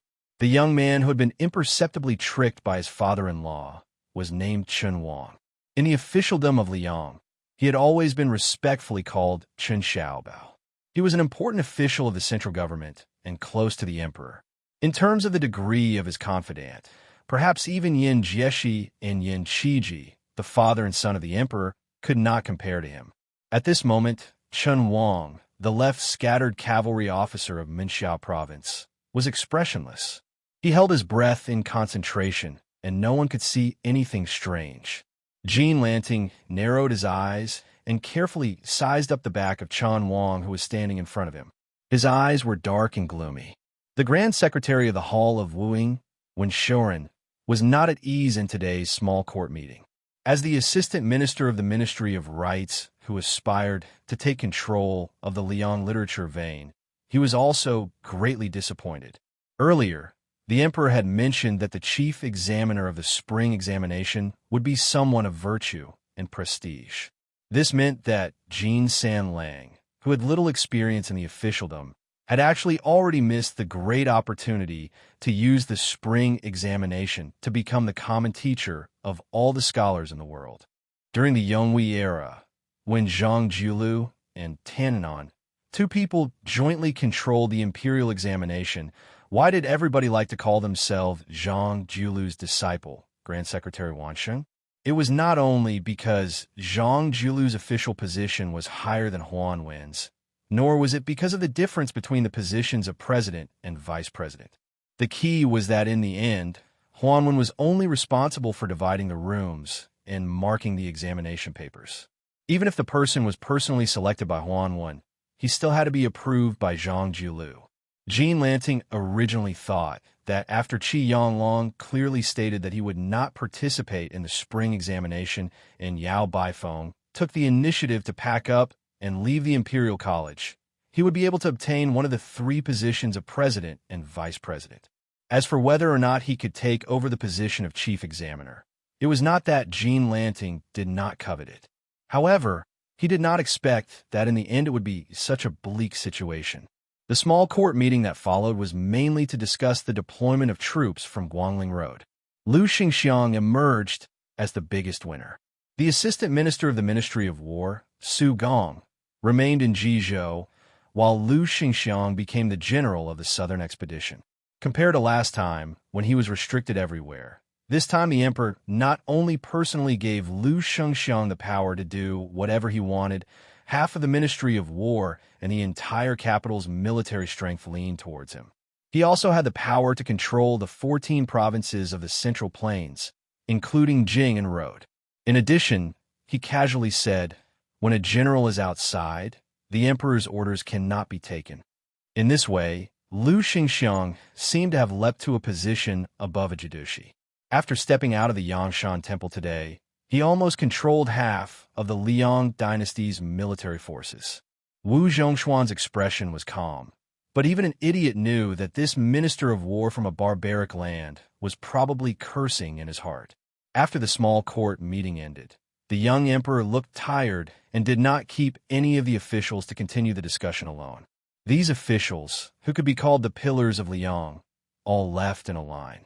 Liu Xingxiang, who was the laughingstock of the capital's officialdom just a day ago, was surrounded by endless congratulatory voices. Gao Shiji and Song Downing still walked together without any suspense. However, Chen Wang, who had not interacted much with them, suddenly came to their side. He did not say anything, only smiled apologetically. Everything was understood without words. Gao Shiji and Song Downing waited for Chun Xiaobao to leave. They looked at each other and smiled, without the bitterness in the Yangshan temple. When dealing with smart people, it was more reassuring to know when to stop than to speak with certainty. To be an official in the same court as a scholar like Chen Wang, no matter how high his position was, it was a comfortable and pleasing thing to the eye. It was hard to dislike him. Gao Shiji joked, to have such an old father-in-law who only knows how to drag him down, it really is hard on our Chun Xiaobao. Song Downing stared and said softly, the palace is an important place. You don't even know the words careful. How are you any better? Gao Shiji laughed it off. At this moment, Changshan Commandery Prince Zhao Yang suddenly shouted, startling when Shorin and the other officials. They looked up and saw a child of 7 or 8 years old appear at the corner. The officials who were familiar with the Changshan Commandery Prince's mansion all recognized the identity of the child. He was Zhao Yang's eldest grandson. Now he was studying in the diligent room in the palace where the Zhao family's descendants gathered. All the children of Liang's vassals were proud to enter the diligent room. The Yangshan Temple was located at the intersection of the outer court and the inner court. It was also a top military important place. Logically speaking, even if the grandson of Changshan Commandery Prince was playful and lost, he should not appear in front of everyone. The rule of killing anyone who approached the Yangshan Temple for no reason was not just for show. It was no wonder that Zhao Yang was so angry. The old man who had been in the officialdom all his life was really scared. The child studying in the diligent room was so scared by his grandfather that his face turned pale. His little face was wrinkled, and he looked pitiful, as if he wanted to cry, but did not dare to. But soon, a young man in white appeared beside the child. His eyes were closed, and his face was calm. He smiled slightly and reached out to touch the child's head. Then, he looked at Changshan Commandery Prince Zhao Yang and said, "Don't be angry, old Commandery Prince. I asked Zhao Yuan to help lead the way. I have already talked to the ceremony directorate before. I did not cross the palace's rules." The old Commandery Prince was stunned and could not figure out the reason. After thinking for a long time, he remembered that his grandson had said not long ago that there was a blind chief teacher in the diligent room whose surname was Liu. He was very knowledgeable and knew everything about astronomy and geography. He had a very good temper and never beat people. At that time, the old Commandery Prince was puzzled that a blind man could be one of the chief teachers in the diligent room. Although Liang was not the Great Feng dynasty, where even officials had to be judged by their appearance, it was still not normal for a blind man to be an official. There was no harm in him being a strategist in a local area. Later, the old Commandery Prince asked around and found out that this blind scholar had once been a strategist by the side of the king of Jing and Zhao Sun. During the last years of Yonghui's reign, he had prepared the influential 4 digs and 13 strategies for the Jing and palace. Later, for some reason, he had taken root in Tyne City. Zhao Yang snorted disdainfully at this. He guessed that this blind scholar was just another scholar like Jean Lanting who swayed with the wind. After the old Commandery Prince heard the explanation of the young man, who was the diligent room's chief teacher, he still harumphed coldly with a straight face. He said to his grandson in a bad mood, "What are you wandering around for? Go back to study." The child, who was as scared of the old Commandery Prince as his father, unexpectedly did not listen to the military order this time. He gritted his teeth and said in a trembling voice, "Grandfather, I still have to lead the way for Mr. Liu. Mr. told us that the last 10 miles is the most difficult to walk. The last 10 miles is the best way to see a person's innate character. I've only walked half of it." The old Commandery Prince, who was used to the obedience of everyone in the Commandery Prince, was instantly enraged. The power that he had accumulated from half his life in the military exploded. "Little brat, half your uncle. You dare to reason with me? If you have the ability, then don't go back to the Commandery Prince Chong Shan's manor today. Go sleep on the street outside the gate." The blind young man smiled slightly and said, "Don't scholars study so that they can understand etiquette and act according to reason? Why can't you reason with your elders?"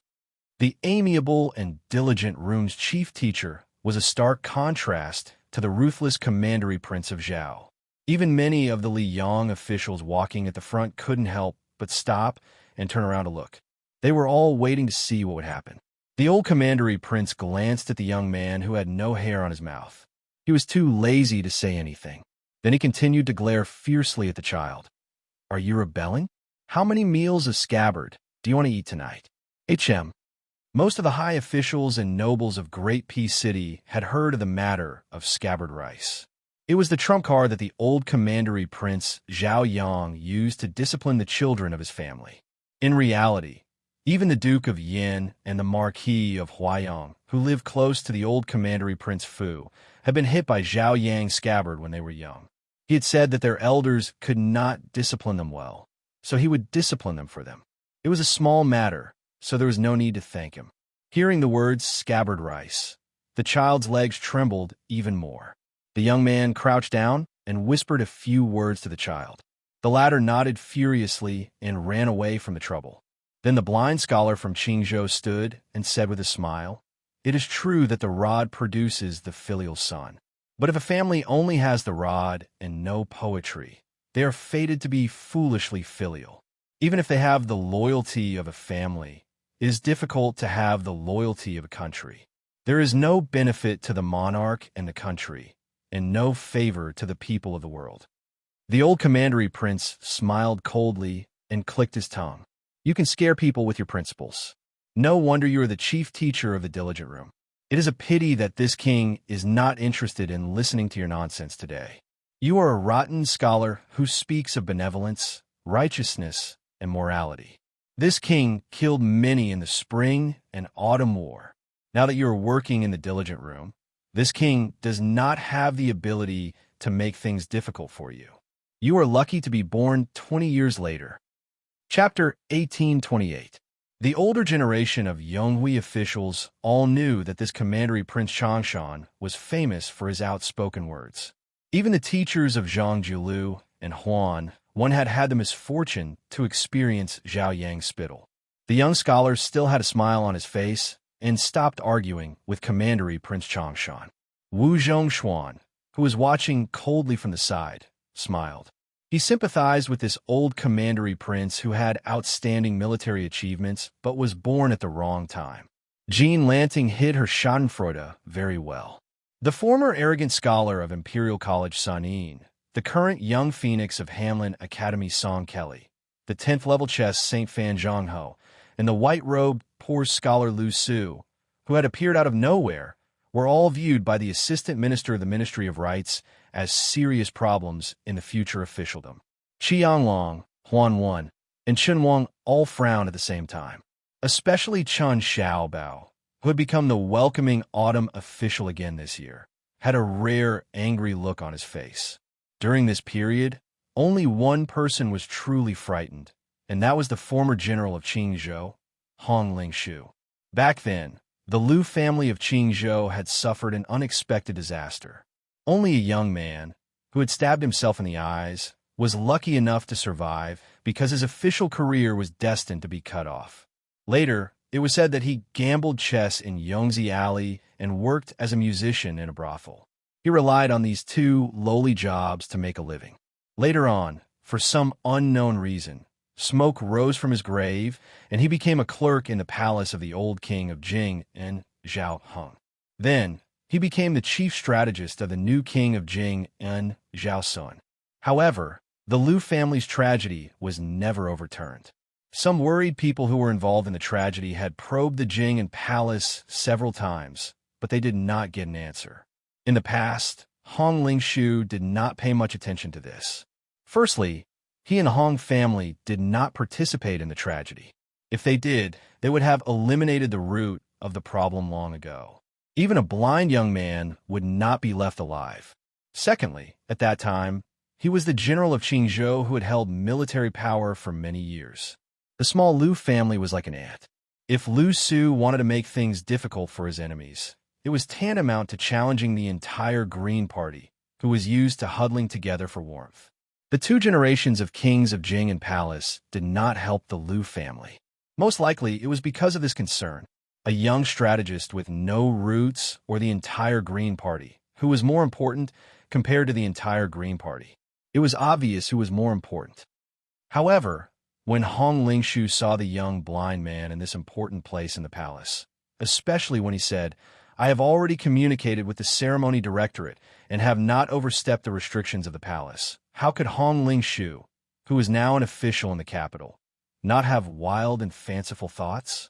This blind man had suddenly become the teacher of a large group of Great Peace City's top nobles. If he harbored resentment and could not let go of the entire Green Party, to the point of taking his anger out on him, Hong Lingshu, the general of Liangping, perhaps it would be difficult for him to cause too much trouble. However, in the end, it was definitely not a good thing. If Hong Lingshu had not entered the capital and remained in Qingzhou, far away from the emperor, and continued to be a third-rank general, then perhaps Hong Lingshu would have had hidden worries for the future, but he definitely would not have been as frightened as he was now. Hong Lingshu sighed in the depths of his heart. In the end, it was because the Green Party lacked a voice in the court at the intersection of Yonghui and Xiangfu. Furthermore, Hong Lingshu was not as deeply rooted in the capital as Wen Tai. If it had been the old assistant minister of the Ministry of Appointments, Wen Tai, who was more deeply implicated in the Liu family's tragedy, even if he were to face this young blind man face to face, he would not be so uneasy. At this moment, Hong Lingshu greatly desired the title of Zheng, which was a level higher than his own title of Ping. The four great generals of Liangzheng were Yang Shenxing, Yin Jinchuan, Ma Lulong, and Yang Jian.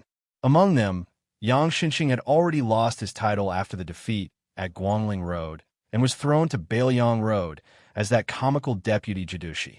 Yin Jinchuan had even died on the battlefield at Guangling Road. After his death, he received a high-standard title, which could be considered a blessing to his descendants. Ma Lulong, who was most trusted by the court, had also died of illness. After all, Yang Jian was old and would withdraw from the Liang army in at most 5 years. The three great generals of Zhengping were all officials with real power and were not empty titles. Therefore, when he retired, there is no such thing as standing in the latrine without taking a shit. Someone would immediately replace him. For example, the current Minister of War, Wu Zhongshuan, had replaced Yin Jinchuan to obtain the title of Great General of the Southern Expedition. During Hong Lingshu's journey to the capital and Wen Tai's journey to the capital, after the death of Liu Feiqi, the leader of the Green Party's troika, the two became more and more like grasshoppers on the same rope. Although they had not met, they had exchanged secret letters. Wen Tai, who was familiar with the inner workings of the capital, had confided in Hong Lingshu about the situation. In Wen Tai's view at that time, excluding the great pillar state Gu Jiantang, Hong Lingshu's future opponents were Liu Shengxiang, Tang Taizhuang, Su Gong, Ma Zhongxian, the deputy general of Jizhou, Han Fong, whose father was Yang Shenxing's Yang Huchen, the extremely lucky Song Li, and his father-in-law was Gu Jiantang's Yuan Tingshan. Song Li and Yuan Tingshan had already destroyed their own futures and were in cahoots with Zhao Bing and Chen Jibao, the two rebellious vassal kings. There was no need to pay attention to them. The left assistant minister of the Ministry of War, Tang Taizhuang, was both a blessing and a curse. His success was because he cared about the country, and his failure was because he cared about the country. He seemed to be in the limelight in the Ministry of War, and even the minister Wu Zhongshuan had to avoid him. However, in Wen Tai's eyes, he was less of a threat than Su Gong. This general of Dragon Xiang, who was born in Gangnam-do, was not to be underestimated. As a representative of the Jiangnan scholars quickly elected after Liu Baijia lost power, no matter how bumpy his official career was, it would be difficult to stop his rise. As for Ma Zhongxian, who had both the support of his ancestors and the ability to lead, as long as he left the capital where his family was based, although Wen Tai did not say a word more in the secret letter, Hong Lingshu knew very well that the Jinggan Road where the Green Party was located would inevitably be a muddy area for this deputy Jidushi. They would not brazenly let him fall. In reality, the Green Party did not have the strength and boldness to do so. However, to slow down Ma Zhongxian's rise for 3 or 4 years was not difficult. As for the younger generation, Han Fong and Yang Huchen, compared to Hong Lingshu, who had been a general of a province for close to 20 years and now had the title of Ping in her hands, they were at a clear disadvantage.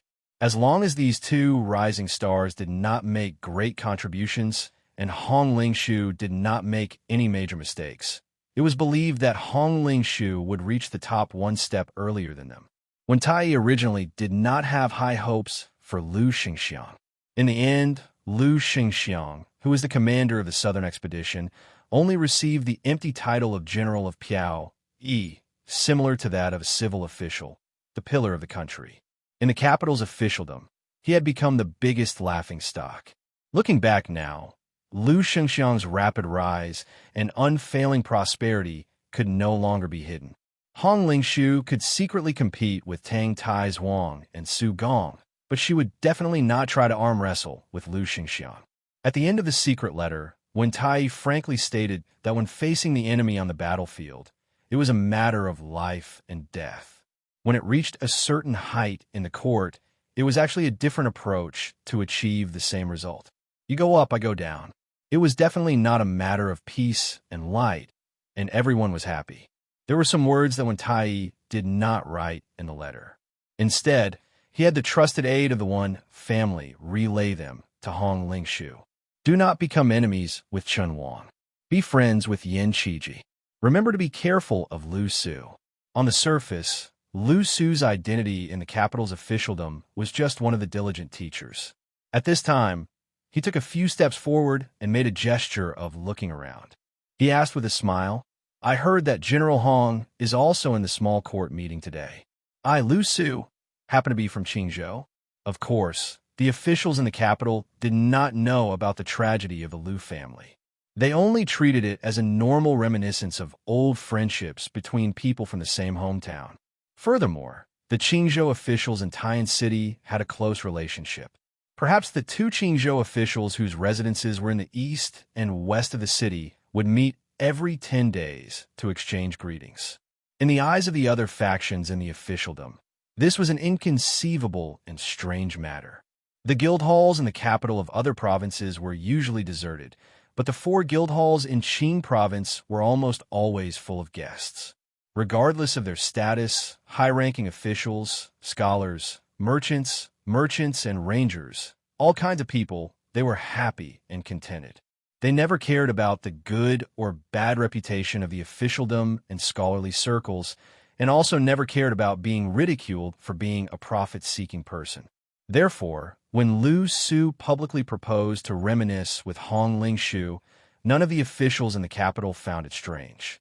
Only Hong Lingshu felt chills all over her body and her heart palpitate for no reason. Once this accidental meeting was spread to Qingzhou, would Wen Tai, the most suspicious old fox, really continue to diligently pave the way for him without sparing any effort? However, Lu Su's smile did not allow Hong Lingshu to shed all pretense of cordiality and reject the invitation. Hong Lingshu could only brace herself and walk side by side with Lu Su, gradually pulling away from the others. Hong Lingshu then discovered that there was a middle-aged eunuch standing not far behind them. The distance was just right. He could see Lu Su but could not hear their conversation. Judging from his clothes, the status of this eunuch in the palace was not low. The moment his gaze met with Hong Lingshu's, it was clearly because of Lu Su. The middle-aged eunuch smiled slightly at Hong Lingshu, revealing some goodwill. This made Hong Lingshu even more shocked. How many people in the court could be treated so cautiously by a eunuch dressed in a python robe? No wonder Wen Tai was so wary of Lu Su and did not hesitate to use a large number of connections in Qingzhou to secretly obstruct Ma Zhongxian's official career in exchange for Hong Lingshu keeping a close eye on Lu Su. Lu Su, who could not see anything in the world, walked slowly. He stepped lightly on the stone path. Every time he touched the edge of the path, he would immediately adjust his direction to ensure that the path ahead was unobstructed. Seeing this scene, Hong Lingshu felt all sorts of emotions. For such a young blind man to be able to achieve what he had today, was it due to luck? Lu Su did not speak, and Hong Lingshu was also unwilling to take the initiative to speak. He and Wen Tai, as the leaders of the Green Party who had stood tall in the Liang imperial court for more than 20 years were indeed wary of this person, but it was not to the extent of being overly fearful. This white-clothed scholar, one of the diligent teachers, finally said indifferently, "The Green Party has contributed greatly to my current situation." Hong Lingshu was silent. Chapter 1829. Lu Su suddenly stopped in his tracks and turned to face General Pingnan Hong Lingshu, who had also made rapid progress in his career. Assistant Minister Wen may not be the culprit for the grudges of the past, but he cannot absolve himself from the blame. I will naturally calculate with him. General Hong and Assistant Minister Wen are old friends, so why don't you tell him word for word? Hong Lingshu's aura did not falter at all. He asked in return, since Mr. Liu and Wen Tai are officials of the same court, and Mr. Liu is a diligent teacher who teaches the meritorious children of our court, do you want to steal the national weapon to avenge a personal grudge? Lu Su laughed involuntarily and then said seriously, a gentleman can be deceived by other means, but it is difficult to overlook other ways. Hong Lingshu was stunned and did not know how to answer. Lu Su said self-deprecatingly, besides, I am not a gentleman. Otherwise, how could I have struggled at death's door all these years, to the extent that the mellow family style of the Liu family was swept away because of me? Hong Lingshu smiled coldly and said, I will help you convey Mr. Liu's meaning. If there is nothing else, then I will take my leave. Lu Su shook his head and chuckled softly. If it's just to ask General Hong to help me convey a few irrelevant, resentful words, why would I take the risk of being suspected of forming a clique and meet you right under His Majesty's nose? Hong Lingshu did not know whether to laugh or cry. Lu Su's words could not be considered unimportant at all. Perhaps the old fox one would not be able to sleep and eat well after hearing it. Lu Su said slowly, General Hong and I have no old grudges, and we are from the same village in Qingzhou. In addition, the court is supporting the Green Party. I, Lu Su, will naturally go with the flow, not to mention the civil officials of the court, just the generals of the court. The scholars of Jiangnan have the right assistant minister of the Ministry of War, Su Gong. The Liaodong clan was originally wavering and did not know how to choose between Tang Taizhuang and Lu Xianxia. In the end, after today, Lu Xianxia is no longer someone they can bet on. They can only choose the left assistant minister of the Ministry of War, Tang Taizhuang. Hong Lingshu nodded unconsciously. Lu Su continued. General Hong must have heard that the true leader of Gangnam-do scholars is the old head of the Gomu Su family, the pillar of the state, Yu Jiankong. Not only does this person's words carry enormous weight in Gangnam-do officialdom, he also has a deep relationship with Tantanan, who can influence the direction of the court. And Tang Taizhuang, intentionally or otherwise, is distancing himself from Kainan, Donggong, and the others. And Su.